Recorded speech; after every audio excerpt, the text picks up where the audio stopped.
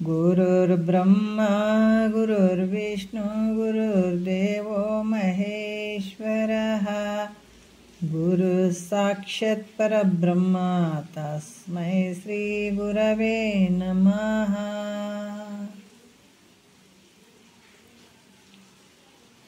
ಶ್ರೀ ಜಗದ್ಗುರು ಸಿದ್ಧಾರೂಢರ ಪಾದಕಮಲಗಳಿಗೂ, ಶ್ರೋತ್ರಿಯ ಬ್ರಹ್ಮನಿಷ್ಠ ಸದ್ಗುರು ಬಸವಾನಂದರ ಪಾದಕಮಲಗಳಿಗೂ, ಅವರ ಪ್ರತಿರೂಪದಂಥ ನಿಜಗುಣಪ್ಪನವರ ಪಾದಕಮಲಗಳಿಗೂ ನನ್ನ ದೀರ್ಘದಂಡ ಪ್ರಣಾಮಗಳನ್ನು ಸಲ್ಲಿಸುತ್ತಾ, ಎಲ್ಲ ಮಹಾತ್ಮರ ಪಾದಕಮಲಗಳಿಗೂ ನನ್ನ ದೀರ್ಘದಂಡ ಪ್ರಣಾಮಗಳನ್ನು ಸಲ್ಲಿಸುತ್ತಾ, ಮನದಲ್ಲಿ ಸ್ಮರಿಸಿಕೊಳ್ಳುತ್ತಾ, ತಮ್ಮೆಲ್ಲರಿಗೂ ವಂದಿಸುತ್ತಾ, ಇವತ್ತಿನ ಪರಮಾನುಭವೋದೇ 4ನೇ ಸಂಧಿ ಒಳಗೆ ಇವತ್ತಿನ ಆಧಾರದ ವಿಷಯ 14ನೆಯ ಒಂದು ವಿಚಾರವನ್ನು ನಾವು ಹೇಳಬೇಕಾಗ್ತದೆ. ಭಾಳಷ್ಟು ವಿಚಾರಗಳನ್ನು ಇಲ್ಲಿ ಹೇಳತ್ತಾರೆ. ಈ 14ನೆಯ ಸೂತ್ರದಲ್ಲಿ ಏನು ಹೇಳುತ್ತಾರೆ ಅನ್ನುವಂಥದ್ದು. ಈ ಕರ್ಮ, ಉಪಾಸನೆ ಮತ್ತು ಜ್ಞಾನ ಅಂದ್ರೆ ಕರ್ಮಕಾಂಡ, ಉಪಾಸನೆಕಾಂಡ ಮತ್ತು ಜ್ಞಾನಕಾಂಡ ಅನ್ನುವಂಥದ್ದು 3 ರೀತಿಯಲ್ಲಿಂದ ಹೇಳ್ಕೊಂಡು ಬರ್ತಾರೆ. ಯಾಕಂತಂದ್ರೆ ಇದು ನಾವು ಯಾವುದೇ ಒಂದು ಕೆಲಸ ಮಾಡಬೇಕಾದಾಗ ಈ ಕರ್ಮ ಅನ್ನುವಂಥದ್ದು ಅದು ಮಾಡಬೇಕಾದಾಗ ಅದು ಸರಿ ಅನಿಸ್ತು, ಅದನ್ನು ನಾವು ಮಾಡ್ತಾ ಹೋಗುವಂಥದ್ದು. ಈ ಕೆಲಸ ಸರಿ ಐತಪ್ಪ ಅಂಥೇಳಿ ಆ ಕರ್ಮವನ್ನು ನಾವು ಮಾಡ್ತಾ ಹೋಗುವಂಥದ್ದು. ಅದು ಯಾವುದು ಅನ್ನಿಸ್ಕೊಳ್ತಂದ್ರೆ ಕರ್ಮಕಾಂಡ ಅಂತ ಅನ್ನಿಸ್ಕೊಳ್ತದೆ. ಅಂದರೆ ಯಾವತ್ತೂ ಆ ಒಂದು ಕರ್ಮದಲ್ಲೇ ಇರುವಂಥದ್ದು. ಮತ್ತು ಸ್ವಲ್ಪ ಇನ್ನೂ ಒಂದು ಸ್ವಲ್ಪ ಉಪಾಸನೆ ಕಾಂಡಕ್ಕೆ ಬಂದಾಗ ಅಲ್ಲಿ ದೇವರಿದ್ದಾನ, ದೇವರದಾನ ಅನ್ನುವಂಥ ಭಾವ ಬಂದಾಗ ಅದು ಏನಾಗ್ತದೆ, ಉಪಾಸನೆ ಕಾಂಡ ಅಂತ ಹೇಳುತ್ತದೆ. ಮತ್ತು ಮುಂದೆ ಜ್ಞಾನಕಾಂಡ. ಈ 3 ರೀತಿಯಿಂದ ಅಲ್ಲಿ ಬರ್ಕೊಂಡು ಬಂದಿದ್ದಾರೆ, ಹೇಳ್ಕೊಂಡು ಬಂದಿದ್ದಾರೆ. ಆದರೆ ಇಲ್ಲಿ ಕೂಡ ಹೇಳ್ತಾರೆ, 14ನೆಯ ಸೂತ್ರದಲ್ಲಿ ಹೇಳ್ತಾರೆ, ಈ ಕರ್ಮ, ಉಪಾಸನೆ ಮತ್ತು ಜ್ಞಾನದ ಬಗ್ಗೆ ಹೇಳ್ತಾರೆ. ಈ 14ನೆಯ ಸೂತ್ರದಲ್ಲಿ ಪರಮಾನುಭವದೇ 4ನೆಯ ಸಂಧಿ 14ನೆಯ ಸೂತ್ರದಲ್ಲಿ ತನ್ನ ಭಾವವೇ ಕರ್ಮ, ದೈವ, ಬೋಧಾದಿ, ಬೀಜಂ ನಿಜವನೇ ಪರಮಾತ್ಮನೂ ತಾನೇ ಅಂತ ಭಾಳ ಅದ್ಭುತವಾದಂಥ ವಿಚಾರವನ್ನು ಹೇಳುತ್ತಾರೆ. ತನ್ನ ಭಾವವೇ ಅಂದ್ರೇನು? ತನ್ನ ಇರುವಿಕೆ. ಏನು ತನ್ನ ಅಧಿಷ್ಠಾನ ರೂಪವಾಗಿದ್ದಾನಲ್ಲ, ತನ್ನ ಇರುವಿಕೆ, ಭಾವವೇ ಅಂತ ಹೇಳಿದಾರಲ್ಲಿ. ತನ್ನ ಭಾವವೇ ಕರ್ಮ, ದೈವ, ಬೋಧಾದಿ.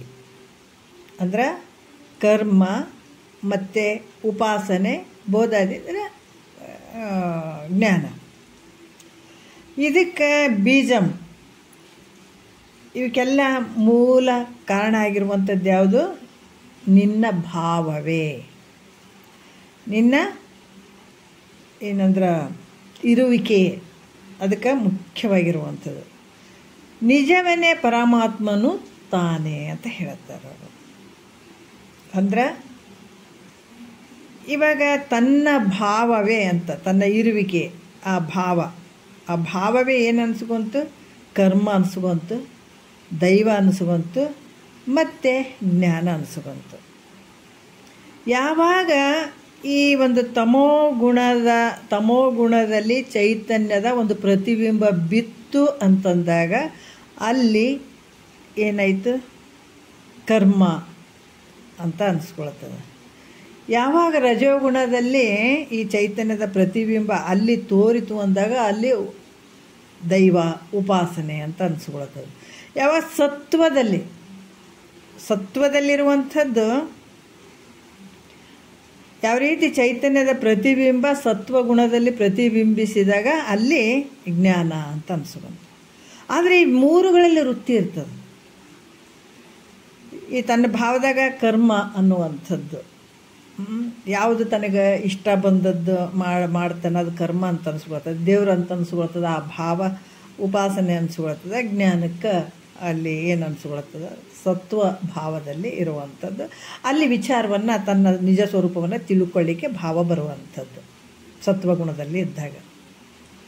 ಆದರೆ ತಮೋ ಗುಣದಲ್ಲಿ ಕೂಡ ಅಂತಃಕರಣ ಭಾಳಷ್ಟು ಏನಾಗಿರ್ತದೆ, ತನ್ನನ್ನು ತಾನು ತಿಳಿಗೊಡ್ದಂಗೆ ಮಾಡಿರ್ತದಲ್ಲಿ ತಮೋ ಗುಣ ಪ್ರತಿಬಿಂಬಿಸಿದಲ್ಲಿ ಕರ್ಮದಲ್ಲಿ. ಯಾಕಂದ್ರೆ ತಾನು ಯಾರಿದ್ದೀನಿ ಅನ್ನುವಂಥ ತಿಳಿಗೊಡ್ದಂಗೆ ಮಾಡ್ತದೆ, ತನ್ನ ಸ್ವರೂಪವನ್ನು ತಿಳಿಗೊಡ್ದಂಗೆ ಮಾಡ್ತದೆ. ಅಲ್ಲಿ ತಿಳ್ಕೊಳ್ಳಿಕ್ಕೆ ಸಾಧ್ಯನೇ ಇಲ್ಲ. ಯಾವಾಗ ಈ ಒಂದು ಇದರಲ್ಲಿ ಕೂಡ ರಜೋಗುಣದಿಂದ ಕೂಡಿದಂಥ ಅಲ್ಲಿ ಉಪಾಸನೆ ಕಾಂಡದಲ್ಲಿ ಕೂಡ ಸ್ವಲ್ಪ ಇರ್ತದೆ, ಆ ಭಾವ ಒಂದು ಸ್ವಲ್ಪ ಇರ್ತದೆ ಅಂದರೆ ಕೂಡ ಅಷ್ಟು ಪರಿಪಕ್ವತೆ ಇರೋಂಗಿಲ್ಲ ಅಲ್ಲಿ. ಆದರೆ ಸತ್ವಗುಣದಲ್ಲಿ ಇದನ್ನು ತಿಳ್ಕೊಳ್ಬೇಕು ಮಾಡಬೇಕು ಅಂತ ಅನ್ನುವಂಥ ಭಾವ ಇರ್ತದೆ ಜ್ಞಾನದ. ಆದರೆ ಇವು ಮೂರು ಏನು ವೃತ್ತಿಗಳಿಂದ ಕೂಡಿರೋದಕ್ಕಾಗಿ ಇದು ನಿನ್ನ ಸ್ವರೂಪ ಏನು ಅಂದರೆ ಇವಕ್ಕೆ ಅತೀತವಾಗಿರುವಂಥವನು. ನಿನ್ನ ಭಾವಕ್ಕೆ ಮತ್ತು ಹೇಳ್ತಾರೆ, ಯಾಕಂದ್ರೆ ಈ ಕರ್ಮ, ದೈವ ಮತ್ತು ಜ್ಞಾನ ಇವಕ್ಕೆ ಮೂರಕ್ಕೆ ಭಿನ್ನವಾಗಿರುವಂಥವ್ನು ನೀನು. ಅದಕ್ಕೆ ಈಗ ಇದು ಹೇಳ್ತಾರೆ, ಈ ಮೂರು ನೀನು ಹೆಂಗಿದೆ, ಇವು ಮೂರಕ್ಕೆ ಸಾಕ್ಷಿ ರೂಪವಾಗಿರುವಂಥವ್ನು ನೀನು ಬೇರೆಯೇ ಇದೆ. ಅದಕ್ಕೆ ಈ ಜಗತ್ತಿನ ಉತ್ಪತ್ತಿ ಆಗೋದಕ್ಕಿಂತ ಮುಂಚೆ ಏನಿತ್ತಂದ್ರೆ ಬರೀ ಸದ್ರೂಪವಾದಂಥದ್ದು ಮಾತ್ರ ಇತ್ತು, ಅದ್ರಾಗ ಯಾವ ಮಿಶ್ರ ಇಲ್ಲ, ಏಕವಾಗಿರುವಂಥದ್ದು ಯಾವ ಜಗತ್ತು ಹುಟ್ಟೋದಕ್ಕಿಂತ ಮುಂಚೆ. ಅದಕ್ಕೆ ಈ ಮೂರು ಕಾಂಡಗಳು ಉತ್ಪತ್ತಿ ಆದವು. ಅಲ್ಲಿ ಸತ್ವ ರಜೋ ತಮೋ ಇದರಲ್ಲಿ ಚೈತನ್ಯದ ಒಂದು ಪ್ರತಿಬಿಂಬಿಸಿದಾಗ ಅದೇ ಒಂದು ಕರ್ಮ ಅನ್ಸ್ಕೊಂತು, ಅದೇ ದೈವ ಅನ್ಸ್ಕೊಂತು, ಅದೇ ಜ್ಞಾನ ಅನ್ಸ್ಕೊಂತು. ತಮೋ ಸತ್ವ ರಜೋ ತಮೋ ಈ ಮೂರು ಗುಣದಲ್ಲಿ ಚೈತನ್ಯ ಪ್ರತಿಬಿಂಬಿಸಿದಾಗ ಅದೇ ಭಾವನೆ ಏನು ಅನ್ಸ್ಕೊಂತು, ಕರ್ಮನೂ ಅನ್ಸ್ಕೊಂತು, ದೈವನೂ ಅನ್ಸ್ಕೊಂತು, ಮತ್ತು ಜ್ಞಾನನೂ ಅನ್ಸ್ಕೊಂತು. ಆದರೆ ಇದಕ್ಕೆ ಭಿನ್ನವಾಗಿರುವಂಥವ್ನು ನೀನು ಮತ್ತೆ. ಯಾಕಂತಂದ್ರೆ ಇವು ಮೂರು ಕಾಂಡಗಳು ನಿನ್ನಲ್ಲೇ ತೋರ್ತಾವೆ. ಅದರಿಂದ ಇವು ಮೂರಕ್ಕೆ ಅತೀತವಾಗಿರುವಂಥವು ನೀನು. ಅಂದ್ರೆ ಕರ್ಮಕ್ಕೂ ಅತೀತವಾಗಿರುವಂಥವನು, ಉಪಾಸನೆಗೂ ಅತೀತವಾಗಿರುವಂಥವು, ಜ್ಞಾನಕ್ಕೂ ಕೂಡ ಅತೀತವಾಗಿರುವಂಥವ್ನು ನೀನು, ನಿನ್ನ ಸ್ವರೂಪ. ಅದಕ್ಕೆ ನೀನು ಹೆಂಗಿದೆ, ನಿಜ ಸ್ವರೂಪದಿಂದ ಕೂಡಂಥ ಪರಮಾತ್ಮನ ಸ್ವರೂಪ ನೀನಿದೆಪ್ಪ. ನಿನ್ನ ಸ್ವರೂಪ ಹೆಂಗದ, ಪರಮಾತ್ಮ ಎಲ್ಲದಕ್ಕೂ ಅತೀತವಾಗಿರುವಂಥವನು. ಇವಕ್ಕೆಲ್ಲಕ್ಕೂ ಈ ಕರ್ಮ, ದೈವ ಮತ್ತು ಜ್ಞಾನ, ಬೋಧಾದಿ ಇವೆಲ್ಲಕ್ಕೂ ಬೀಜಂ ಅಂತ ಹೇಳ್ತಾರೆ. ಯಾಕಂದರೆ ಮೂಲ ಕಾರಣನಾಗಿರುವಂಥದ್ದು ನಿನ್ನಲ್ಲೇ ಇವೆಲ್ಲ ತೋರುವಂಥವು. ಅಂದ್ರೆ ವೇದಗಳಿಂದ ನೀನು ಸಿದ್ಧನಾಗಿಲ್ಲ ನೋಡ್ರಿ, ನಿನ್ನಿಂದಲೇ ಎಲ್ಲ ಸಿದ್ಧ ಆಗಿದ್ದಾವೆ. ಏನು ಕರ್ಮ, ಉಪಾಸನೆ, ಜ್ಞಾನ ಈ ಹಲವಾರು ರೀತಿಯಿಂದ ನಾವು ಹೇಳ್ತೀವಲ್ಲ, ಆದ್ರೆ ಅವುಗಳಿಂದ ನೀನು ಸಿದ್ಧನಾಗಿಲ್ಲ. ಆದ್ರೆ ಇವು ಹೆಂಗದಾವಂತಂದ್ರೆ ಅವುಗಳನ್ನು ತೋರಿಸಿದಂಥ ಇದೆಷ್ಟು ಅದ್ಭುತ ಐತೆ ಅಂತಂದ್ರೆ, ನೀ ಮೊದಲೇ ಸಿದ್ಧನಾಗಿರುವಂಥವನು. ವೇದಗಳಿಂದ ನೀನು ಸಿದ್ಧನಾಗಿಲ್ಲಪ್ಪ, ನಿನ್ನಿಂದ ವೇದಗಳು ಸಿದ್ಧ ಆಗಿದಾವ. ವೇದಗಳನ್ನು ಹೇಳಿದಂಥವು ನೀನೇ, ಮತ್ತು ನಿನ್ನನ್ನು ತೋರ್ಸಕ್ಕೆ ಅವೇ ಹೊಂಟಾವ. ಆದ್ರೆ ಪೂರ್ತಿ ಅಲ್ಲಿಗೆ ಹೋಗಿ ಮುಟ್ತಾವೆ ನಿನ್ನ ಬಲ್ಲಿ ಅಂತಂದ್ರೆ ನಿನ್ನ ದಾಟಿ ಹೋಗೋಕ್ಕಾಗಂಗಿಲ್ಲ. ಅದಕ್ಕೆ ಇಲ್ಲಿ ಕೂಡ ಹೇಳ್ತಾರೆ, ಈ ವೇದಗಳಿಂದ ನೀನು ಸಿದ್ಧನಾಗಿಲ್ಲ, ಆದರೆ ನಿನ್ನಿಂದ ವೇದಗಳು ಸಿದ್ಧ ಆಗಿದಾವ. ಅದಕ್ಕೆ ಇಲ್ಲಿ ಭಾಳಷ್ಟು ವಿಚಾರಗಳನ್ನು ಹೇಳ್ತಾರೆ. ಕರ್ಮದಲ್ಲಿ ಕೂಡ ನಾನಾ ರೀತಿಯಿಂದ ಬಂಧಕ್ಕೊಳಗಾಗುವಂಥದ್ದು. ಕರ್ಮ ಹೆಂಗೈತೆ ಅಂದ್ರೆ, ನೀ ಯಾವುದೇ ಕರ್ಮ ಮಾಡು, ಆದರೆ ಅದು ನಿನಗೆ ಎಷ್ಟೇ ಕರ್ಮ ಕಷ್ಟ ಆಗ್ತದಂದ್ರೆ ನೀ ಬಿಡ್ತೀಯೇನು ಅಂದರೆ ಬಿಡಂಗಿಲ್ಲ. ಕರ್ಮನೇ ಸರಿಯಪ್ಪ, ಅದೇ ಸರಿ ಐತಿ, ಅದ್ರಾಗ ಸುಖ ಐತಿ, ಅದ್ರಾಗ ರುಚಿ ಐತಂತೆ ನೀವು ಹೋಗ್ತಾ ಇದ್ದೀಯಲ್ಲ, ಅದು ಬಂಧಕ್ಕೆ ತೊಗೊಂಡು ಹೋಗ್ತದ ಕರ್ಮ ಅನ್ನುವಂಥದ್ದು. ಹಾಗಾಗಿ ಎಷ್ಟೇ ಮತ್ತೆ ಲೌಕಿಕದಲ್ಲಿ ಮಕ್ಕಳು ಓದ್ತಾವ, ಬರೀತಾವ, ಮಾಡೋದು ಬಿಟ್ಟಾರೇನೋ ಮಾಡ್ತಾರೆ, ಕೊನೆಗೆ ಬಂದಕ್ಕೆ ಗುರಿ ಆಗುವಂಥದ್ದಲ್ಲ. ಮೋಹಕ್ಕೆ ಗುರಿಯಾಗುವಂಥದ್ದು. ಎಷ್ಟೇ ಮಾಡಿದರೂ ಕೂಡ ಅಲ್ಲಿ ಮೋಹನೇ ಆಗುವಂಥದ್ದು. ಅದೇನಾಗ್ತದೆ ಅಂದರೆ ಬಂಧಕ್ಕೆ ಗುರಿ ಆಗ್ತದೆ. ಉಪಾಸನೆ ಕೂಡ ಅದು ಕೂಡ ಅಲ್ಲಿ ಒಂದು ಆನಂದ ಇರುವಂಥದ್ದಲ್ಲ, ಜ್ಞಾನದಲ್ಲಿ ತನ್ನನ್ನು ತಾನು ತಿಳ್ಕೊಳ್ಳುವಂಥದ್ದು. ಬಟ್ ಈ ಮೂರಕ್ಕೆ ಅತೀತ ಆಗಿರುವಂಥದ್ದು ನಿನ್ನ ಸ್ವರೂಪ ಐತೆ ಅನ್ನುವಂಥ ವಿಚಾರವನ್ನು ಅವರು ಹೇಳ್ತಾ ಇದ್ದಾರೆ. 1ನೇ ನುಡಿಯಲ್ಲಿ ನಾವು ನೋಡೋಣ. ಇಲ್ಲಿ ಏನು ಹೇಳ್ತಾರೆ, ಈ ಕರ್ಮಕಾಂಡದಲ್ಲಿ ಹೇಳುವಂಥ ಕರ್ಮವು ಸಿದ್ಧನಿಗೆ ನಿಷ್ಪ್ರಯೋಜನವಾದರೂ ಕೂಡ ಸಾಧಕನಿಗೆ ಮೋಕ್ಷ ಸಾಧನವಾಗಿರುವಂಥದ್ದು ಇದು. ಯಾಕಂತಂದ್ರೆ ಇದು ಕರ್ಮ ಹೆಂಗದಂದ್ರೆ ಸಿದ್ಧನಿಗೆ ಜ್ಞಾನವನ್ನು ತಿಳ್ಕೊಂಡಂಥದ್ದಿಗೆ ಇದು ನಿಷ್ಪ್ರಯೋಜನ ಆದರೂ ಕೂಡ ಸಾಧಕನಿಗೆ ಈ ಮೋಕ್ಷ ಸಾಧನ ರೂಪವಾಗಿರುವಂಥದ್ದಿದು. ಅದರಿಂದ ಸಿದ್ಧ ಸಾಧಕರಿಬ್ಬರು ನಿಷ್ಪ್ರಯೋಜನವೆಂದು ಹೇಳಬಾರ್ದು. ನೋಡ್ರಿ, ಇದು ನಿಷ್ಪ್ರಯೋಜನ. ಅವರಿಗೆ ಇದು ಇಲ್ಲ ಅಂತಂದ್ರೂ ಕೂಡ ಸಾಧಕನಿಗೆ ಇದು ಮೋಕ್ಷ ಸಾಧನ ರೂಪ ಆಗ್ತದ. ಹಾಗಾಗಿ ಇವರಿಬ್ಬರು ಇದು ನಿಷ್ಪ್ರಯೋಜನ ಅಂತ ಹೇಳಬಾರ್ದು. ಹಾಗೆ ಹೇಳಿದ್ರೆ ಕರ್ಮಕಾಂಡವೇ ವ್ಯರ್ಥ ಇದ್ದಿತ್ತು ಅಂತ ಏನಾದರೂ ಅಲ್ಲಿ ಶಂಕೆ ಮಾಡಿದ್ರೆ ಇದು ಮತ್ತೆ ಮುಂದೆ ಹೇಳ್ತಾರೆ, ಕರ್ಮಗಳ ಬಗ್ಗೆ ಹೇಳ್ತಾರೆ. ಅವರು ಏನು ಹೇಳ್ತಾರೆ ನೋಡೋಣ. ಕರ್ಮ ಮೋಕ್ಷಕ್ಕೆ ಸಾಕ್ಷಾತ್ ಸಾಧನ ಅಲ್ಲ. ಅದರಿಂದ ಮೋಕ್ಷ ಆಗದೆ ತಿರುಗಿ ಬಂದವೇ ಪ್ರಾಪ್ತ ಆಗ್ತದೆ ಅಂತ ಹೇಳ್ತಾರೆ. ಕರ್ಮದಿಂದ ಏನಾಗ್ತದೆ, ಅದಕ್ಕೆ ನಿಜಗುಂಡ್ರು ಜ್ಞಾನ ಪ್ರತಿಪಾದನಾ ಸ್ಥಳದಲ್ಲಿ ಹೇಳ್ತಾರೆ, ನಂಬು ಜ್ಞಾನವನೇ ಕರ್ಮವೆಂಬ ಜಾಲದೊಳು ಸಿಲ್ಕಿ ಅಂಬಲಿಸಿದರು ಮುಕ್ತಿ ಎಂಬ ಎಸಿ ಮನೋಜ ಅಂತ ಹೇಳ್ತಾರೆ. ಇಷ್ಟು ಅದ್ಭುತವಾಗಿ ಹೇಳ್ತಾರೆ. ಇಲ್ಲಿ ಕೂಡ ಹೇಳ್ತಾರ, ಸದಾಕಾಲ ಆನಂದ ಆಗಬೇಕಾಗಿತ್ತು ಅಂದ್ರೆ ನೀವು ಮೋಕ್ಷದ ಹುಡುಕಿ ಆಡಬೇಡಪ್ಪ. ಮೋಕ್ಷದಲ್ಲಿ ಇದರಲ್ಲಿ ಜ್ಞಾನದಲ್ಲಿ ಹುಡುಕಿ ಆಡಬೇಡ. ಇದು ಯಾವ ಕರ್ಮದಲ್ಲಿ ಹುಡುಕಬೇಡ. ಕರ್ಮದಲ್ಲಿ ಮೋಕ್ಷ ಆಗ್ತದಂತ ಹುಡುಕಬೇಡ, ಅಲ್ಲಿ ಆನಂದದಂತ ಹುಡುಕಬೇಡ ಕರ್ಮದಲ್ಲಿ. ಆದ್ರೆ ಸಾಕ್ಷಾತ್ ಈ ಕರ್ಮ ಮೋಕ್ಷಕ್ಕೆ ಸಾಧನ ಆಗಂಗಿಲ್ಲ. ಅದರಿಂದ ಏನಾಗ್ತದೆ, ಬಂಧವೇ ಪ್ರಾಪ್ತಿ ಆಗ್ತದೆ. ಯಾವ ರೀತಿ ಸುಟ್ಟು ಗಾಯ ಇರ್ತದಲ್ಲ, ಗಾಯಕ್ಕೆ ಮತ್ತೆ ಅದಕ್ಕೆ ಮತ್ತಿನ್ನೂ ಸ್ವಲ್ಪ ಬೆಂಕಿ ಹಾಕಿದ್ರೆ ಏನಾಗ್ತದೆ, ಮತ್ತೊಂದಿಷ್ಟು ಸುಟ್ಟಂಗೆ ಆಗ್ತದಲ್ಲ, ಹಂಗೆ. ಯಾಕಂದರೆ ಈ ಶರೀರ ಬಂದದ್ದೇ ಕರ್ಮದಿಂದ ಬಂದಂಥದ್ದು. ಈ ಕರ್ಮಕ್ಕನುಸಾರವಾಗಿ ಈ ಶರೀರ ಬಂದದೀಗ. ಮತ್ತು ನೀನು ಕರ್ಮನೇ ಮಾಡಿದರೆ ಮತ್ತೆ ಬರೋದೇ ಇದು ಶರೀರ. ಅದು ಮತ್ತೆ ನಿನಗೆ ಬಂಧಕ್ಕೆ ತೊಗೊಂಡು ಹೋಗ್ತದೆ ವಿನಃ ಅದರಿಂದ ನಿನ್ನ ಮೋಕ್ಷ ಇಲ್ಲ. ಕರ್ಮದಿಂದ ಮೋಕ್ಷ ಇಲ್ಲ, ನಿನ್ನ ಬಂಧಕ್ಕೆ ತೊಗೊಂಡು ಹೋಗ್ತದಪ್ಪ. ಅದು 1ನೇ ನುಡಿಯಲ್ಲಿ ಹೇಳ್ತಾರೆ, ಕರ್ಮದಿಂದ ಅಖಿಳ ಸಂಸ್ಕೃತಿ ದುಃಖವುದಾಗಿ ಕರ್ಮವೇ ಬಂದವಂತದರಿಂದ ನಿರ್ಮಲ ಮೋಕ್ಷವಾಗುವುದು ನಿಜವಿದು ತೋರ ಸೋರ್ಮುಡಿ ಎಳೆ ಕೇಳು ಪರಮಾರ್ಥ ಅಂತ ಹೇಳ್ತಾರೆ. ಯಾಕಂತಂದ್ರೆ ಆಕಿನ ಕೂದಲ ದೊಡ್ಡ ಬಿದ್ದು ಅಂತ ವರ್ಣನೆ ಮಾಡ್ತಾರೆ, ಸೋರ್ಮುಡಿ ಎಳೆ ಅಂತನ್ನುವಂಥದ್ದು.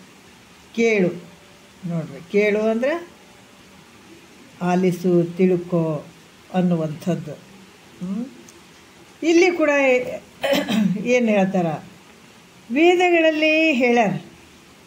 ಯಾಕಂದ್ರೆ ವೇದದಲ್ಲಿ ಹೇಳಿದಂಥ ಕರ್ಮಗಳನ್ನು ಮಾಡೋದ್ರಿಂದ ಮುಕ್ತಿ ಆಗ್ತದೇನು ಅಂತಂದರೆ ಇಲ್ಲ. ಯಾಕಾಗಂಗಿಲ್ಲ ಇಲ್ಲಿ ಹೇಳ್ತಾರೆ ಅವರು. ಅಲ್ಲಿ ವಿಪರೀತವಾಗಿ ಏನಾಗ್ತದೆ ಅಂತಂದ್ರೆ ಸಂಸಾರ ದುಃಖನೇ ಆಗ್ತದೆ. ಕರ್ಮದಲ್ಲಿ ಹೇಳ್ಯಾರಂತಂದ್ರೆ ಆಯಾ ಒಂದು ಬುದ್ಧಿಗಳಿಗೆ ಅನುಗುಣವಾಗಿ ಹೇಳಿದ್ದಾರೆ ಅವರು. ಆದರೆ ಅಲ್ಲಿ ಮೋಕ್ಷ ಆಗ್ತದೆ ಅನ್ನುವಂಥದ್ದಿಲ್ಲ. ಅಲ್ಲಿ ಅದಕ್ಕೆ 3 ರೀತಿಯಿಂದ ಬರ್ಕೊಂಡು ಬಂದಿದ್ದಾರೆ. ಅಲ್ಲಿಂದ ಒಯ್ದು ಇಲ್ಲಿಗೆ ಹಚ್ಚಂಗಿಲ್ಲ, ಕರ್ಮದ ಒಯ್ದು ಜ್ಞಾನಕ್ಕೆ ಹಚ್ಚಂಗಿಲ್ಲ, ಜ್ಞಾನದ ಕರ್ಮಕ್ಕೆ ಹಚ್ಚಂಗಿಲ್ಲ. ಇವೆಲ್ಲ ಗದ್ದಲು ಮಾಡ್ಕೊಳಂಗಿಲ್ಲ. ಈ ಕರ್ಮನೇ ಗ್ರೇಟ್, ಕರ್ಮನೇ ಶ್ರೇಷ್ಠ ಅಂತ ಅನ್ನುವಂಥದ್ದಾದ್ರೆ ಮತ್ತು ಅವ್ರ ಬುದ್ಧಿಮಟ್ಟ ಅಷ್ಟೇ ಐತಂತ ತಿಳ್ಕೊಬೇಕಾಗ್ತದೆ. ಉಪಾಸನೆ ಶ್ರೇಷ್ಠಪ್ಪ, ಇದರಿಂದನೇ ಆಗ್ತದಂದ್ರೆ ಅವ್ರ ಬುದ್ಧಿಮಟ್ಟ ಅಷ್ಟು ಐತಂತ ನಾವು ತಿಳ್ಕೊಳ್ಬೇಕಾಗ್ತದೆ. ಹೆಚ್ಚಿನ ಬುದ್ಧಿಮಟ್ಟ ಇದ್ದಾಗ, ತೀವ್ರ ಭಾವ ಇದ್ದಾಗ, ತೀವ್ರತರ ಪುಣ್ಯ ಇದ್ದಾಗ ಜ್ಞಾನಕ್ಕೆ ಬರೋಕ್ಕೆ ಸಾಧ್ಯ ಆಗ್ತದೆ. ಎಲ್ರಿಗೂ ಬರೋಕ್ಕೆ ಆಗಂಗಿಲ್ಲ, ಜ್ಞಾನಕ್ಕೆ ಬರೋಕ್ಕೆ ಆಗಲ್ಲ ಎಲ್ರಿಗೆ. ಅದಕ್ಕೆ ಇಲ್ಲಿ ಕೂಡ ಏನು ಹೇಳ್ತಾರೆ, ವೇದದಲ್ಲಿ ಹೇಳಿದಂಥ ಕರ್ಮಗಳನ್ನು ಮಾಡೋದ್ರಿಂದ ಮುಕ್ತಿ ಆಗಂಗಿಲ್ಲ, ಮತ್ತು ವಿಪರೀತ ಸಂಸಾರ ದುಃಖ ಪ್ರಾಪ್ತಿ ಆಗ್ತದ. ಇಲ್ಲಿ ಶರೀರ ಬಂದದ್ದು ಯಾತಕ್ಕೆ ಬಂತು, ನಾವು ಪುಣ್ಯರ ಮಾಡ್ಬೋದು, ಪಾಪರ ಮಾಡಿರ್ಬೋದು. ಈ ಕರ್ಮಗಳಿಂದನೇ ಈ ಶರೀರ ಬಂದದ್ದು, ಹೌದಲ್ಲ.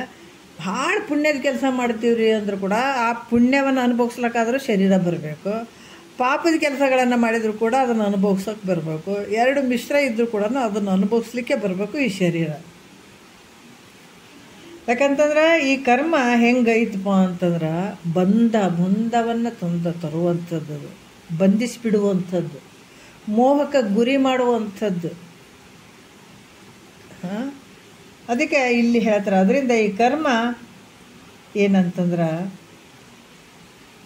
ಈ ಪುನರಪಿ ಜನನಂ ಪುನರಪಿ ಮರಣಂ ಇದೆಲ್ಲ ಆಗೋದಕ್ಕೆ ಅದಕ್ಕೆ ಕಾರಣ ಆಗ್ತದೆ ಈ ಕರ್ಮ. ಅದರಿಂದ ಕರ್ಮಿಗಳು ಏನಾಗ್ತದೆ, ಕರ್ಮದಿಂದನೇ ನಾವು ಯಾಕಂದ್ರೆ ಸ್ವರ್ಗಾದಿ ಭೋಗಗಳನ್ನು ಅನುಭವಿಸ್ಲಿಕ್ಕೆ ಸಾಧ್ಯ ಅದ ಅನ್ನುವಂಥ ಈ ಕರ್ಮಗಳು ಅವರು ಇದೇ ಮೋಕ್ಷ ಅಂತ ಹೇಳ್ತಾರೆ. ಕರ್ಮಿಗಳು ಏನು ಹೇಳ್ತಾರೆ, ಕರ್ಮದಿಂದನೇ ಈ ಸ್ವರ್ಗ ಪ್ರಾಪ್ತಿ ಆಗ್ತದೆ, ಅದಕ್ಕೆ ಮೋಕ್ಷ ಅಂತ ಇವ್ರು ಹೇಳ್ತಾರೆ. ಏನು ಕರ್ಮದಿಂದನೇ ಈ ಸ್ವರ್ಗಾದಿ ಭೋಗಗಳನ್ನು ಅನುಭವಿಸಿದ್ರೆ ಅದೇ ಮೋಕ್ಷ ಅಂತ ಇವು ಹೇಳ್ತಾವೆ. ಆದ್ರೆ ಅವರಿಗೆ ಅದು ಯಾಕಂತಂದ್ರೆ ಅದು ಯಾವಾಗಲೂ ಇರುವಂಥದ್ದೇನು, ಯಾವತ್ತೂ ಆನಂದವಾಗಿ ಇರುವಂಥದ್ದೇನು, ಯಾವತ್ತೂ ಆ ಸ್ವರ್ಗಾದಿ ಭೋಗಗಳನ್ನು ಅನುಭವಿಸ್ಕೊಂತ ಇರೋಕ್ಕತ್ತದಲ್ಲಿ ನೀ ಎಷ್ಟು ಪುಣ್ಯ ಮಾಡಿದೆ ಅಷ್ಟು ಮಾತ್ರ ಇಟ್ಕೊಳಕತ್ತದ. ಅದಕ್ಕೆ ಕ್ಷೀಣೆ ಪುಣ್ಯ ಮೃತ್ಯುಲೋಕ ವಿಂಶತಿ ಅಂತ ಹೇಳ್ತಾರೆ. ಯಾಕಂದರೆ ಯಾವಾಗ ನಿನ್ನ ಪುಣ್ಯ ಅಲ್ಲಿ ಮುಗೀತು ಅಂತಂದಾಗ ಮತ್ತೆ ನೀ ಈ ಲೋಕಕ್ಕೆ ಬರಬೇಕಾಗ್ತದ. ಅಲ್ಲಿ ಯಾವತ್ತೂ ಚಂದ ಐತ್ರಿ. ಇಲ್ಲೇ ಆದರೂ ಕೂಡ ನಾವು ನೋಡಬೇಕು, ನಮ್ಗೆ ಸ್ವಲ್ಪ ಸೂಕ್ಷ್ಮವಾಗಿ ಅರ್ಥ ಮಾಡ್ಕೋಬೇಕು. ಎಲ್ಲ ಐತಪ್ಪ ಅಂತಂದ್ರೆ ನಮ್ಗೆ ಎಷ್ಟೋ ದುಡ್ಡು ಐತೆ, ಆಸ್ತಿ ಐತೆ, ಅಂತಸ್ತು ಐತೆ, ನಮಗೇನು ಕಡಿಮೆ ಇಲ್ಲ ಅಂದ್ರೆ ಇನ್ನೂ ಒಂದು 4 ದಿವಸ ಇರ್ತೀನಿ ರೀ ಅಂದ್ರೆ ಬಿಡ್ತದೆ. ನಾನು ಇಲ್ಲಿ ನಮ್ಮ ಆಯುಷ್ಯ ಮುಗಿದ ಮೇಲೆ ಎಲ್ಲವನ್ನ ಬಿಟ್ಟು ಹೋಗಿಬಿಡ್ಬೇಕು. ಯಾಕಂದ್ರೆ ನಮ್ದು ಇಷ್ಟು ತೊಗೊಂಡು ಬಂದಿದ್ದೀವಿ, ಅಷ್ಟರ ಪ್ರಕಾರ ಮಾತ್ರ ಈ ಭೂಮಿ ಮೇಲೆ ಇರೋಕ್ಕಾಯ್ತು, ತಿರ್ಗಾ ಹೋಗ್ಬೇಕಾಯ್ತು. ಅದೇ ರೀತಿ ಕೂಡ ಸ್ವರ್ಗಾದಿ ಭೋಗಗಳು ಕೂಡ ನಿನ್ನ ಎಷ್ಟು ಪುಣ್ಯ ಇರ್ತದೆ ಅಲ್ಲಿ ಇಟ್ಕೊಳ್ತಾವ, ಮತ್ತು ನಿನ್ನನ್ನು ಇಲ್ಲಿಗೆ ಕಳಿಸ್ಬಿಡ್ತಾವ, ಲೋಕಾಂತರ ಮಾಡಬೇಕಾಗ್ತದೆ. ಅದಕ್ಕೆ ಈ ಸಾತಿಶಯಾದಿ ದೋಷಗಳಿಂದ ಕೂಡಿದಂಥದ್ದು ಯಾವುದಪ್ಪ ಅಂತಂದ್ರೆ ಈ ಕರ್ಮಗಳ ಫಲಗಳು. ಸ್ವರ್ಗಾದಿ ಇಹ ಪರದ್ದಾಗಿರಲಿ, ಸ್ವರ್ಗಾದಿ ಭೋಗಗಳಾಗಿರ್ಬೋದು, ಇವು ಸಾತಿಶಯಾದಿ ದೋಷಗಳಿಂದ ಕೂಡಿದಂಥ ಹೊರತು ನಿರ್ಮಲವಾದಂಥದ್ದು ಅಲ್ಲ. ಎಷ್ಟು ಅದ್ಭುತವಾಗಿ ಹೇಳ್ತಾರೆ. ಇದು ಭಾಳ ನಿರ್ಮಲವಾಗಿರುವಂಥದ್ದು ಐತೇನ್ರಿ ಅವು ಅಂತಂದ್ರೆ ಅಲ್ಲ. ಅದಕ್ಕೆ ಅದರಿಂದ ಕರ್ಮವು ಸಂಸಾರಕ್ಕೆ ಗುರಿ ಆಗ್ತದೆ. ಸಂಸಾರ ಅಂದಾಗ ನಾವು ಅರ್ಥ ಮಾಡ್ಕೋಬೇಕು, ಇದು ಹೆಂಡತಿ ಮಕ್ಕಳು ಅನ್ನುವಂಥ ಸಂಸಾರ ಸ್ವಲ್ಪ ದೂರ ಇಟ್ಟು ನೋಡಿದಾಗ ಯಾವ ಸಂಸಾರಪ್ಪ ಅಂದರೆ ಜನನ ಮರಣ ಅನ್ನುವಂಥದ್ದು ದುಃಖದ ಸಂಸಾರ. ಇದು ಈ ಕರ್ಮದಿಂದ ಏನಾಗ್ತದೆ ಅಂದರೆ ಈ ಸಂಸಾರಕ್ಕೆ ಕಾರಣ ಆಗ್ತದೆ ಹೊರತು ಮೋಕ್ಷಕ್ಕೆ ಸಾಧನ ಅಲ್ಲ. ಇನ್ನು ಗದ್ದಲೇ ಆಗ್ತದೆ ವಿನಃ ಮೋಕ್ಷಕ್ಕೆ ಸಾಧನ ಆಗಂಗಿಲ್ಲ. ಅಲ್ಲಿ ಕೆಲವು ಹೇಳ್ತಾರೆ. ಯಾಕಂತಂದರೆ ಈ ಕರ್ಮದಲ್ಲಿ ನಾವು ಈ ನಿಷ್ಕಾಮ ಕರ್ಮ ಮತ್ತು ಕಾಮ್ಯಕರ್ಮ ಅಂತ ಹೇಳುವಂಥದ್ದು. ಕಾಮ್ಯಕರ್ಮ ಅದು ಇನ್ನೂ ಬಂಧಕ್ಕೆ ತೊಗೊಂಡು ಹೋಗ್ತದೆ. ನಿಷ್ಕಾಮ ಕರ್ಮ ಅಂತ ಕಡೆ ಶುದ್ಧಿ ಮಾಡ್ತದೆ, ಆದರೆ ಮೋಕ್ಷ ಮಾಡಂಗಿಲ್ಲ, ಮೋಕ್ಷ ಆಗಂಗಿಲ್ಲ, ಅಂತ ಕಡೆ ಶುದ್ಧಿ ಆಗುವಂಥದ್ದು. ಯಾಕಂತಂದರೆ ಈ ರೀತಿಯಾಗಿ ಇಲ್ಲೇನಾಗ್ತದೆ, ಕರ್ಮದಿಂದ ಸಂಸಾರಕ್ಕೆ ಕಾರಣ ಆಗ್ತದೆ, ದುಃಖಕ್ಕೆ ಕಾರಣ ಆಗ್ತದೆ, ಬಂಧಕ್ಕೆ ಕಾರಣ ಆಗ್ತದೆ ಹೊರ್ತು ಅದರಿಂದ ನಿನಗೆ ಆನಂದ ಸುಖ ಅನ್ನುವಂಥದ್ದು ಇಲ್ಲವೇ ಇಲ್ಲ, ಈ ಮೋಕ್ಷ ಅನ್ನುವಂಥದ್ದು ಸಾಧ್ಯ ಇಲ್ಲ ಅನ್ನುವಂಥದ್ದು. ಈ ರೀತಿಯಾಗಿ ಇದು ವೇದದಲ್ಲಿ ಹೇಳಿದಂಥ ವಿಚಾರವನ್ನು ಹೇಳ್ತಾ ಇದ್ದೀನಿ ಮೈತ್ರ. ಇದು ಸತ್ಯವಾಗಿರುವಂಥದ್ದು ನಾನು ಹೇಳೋದು, ಇದರಲ್ಲಿ ಯಾವ ಸಂಶಯವೂ ಇಲ್ಲ ಅಂತ ಹೇಳ್ತಾರೆ.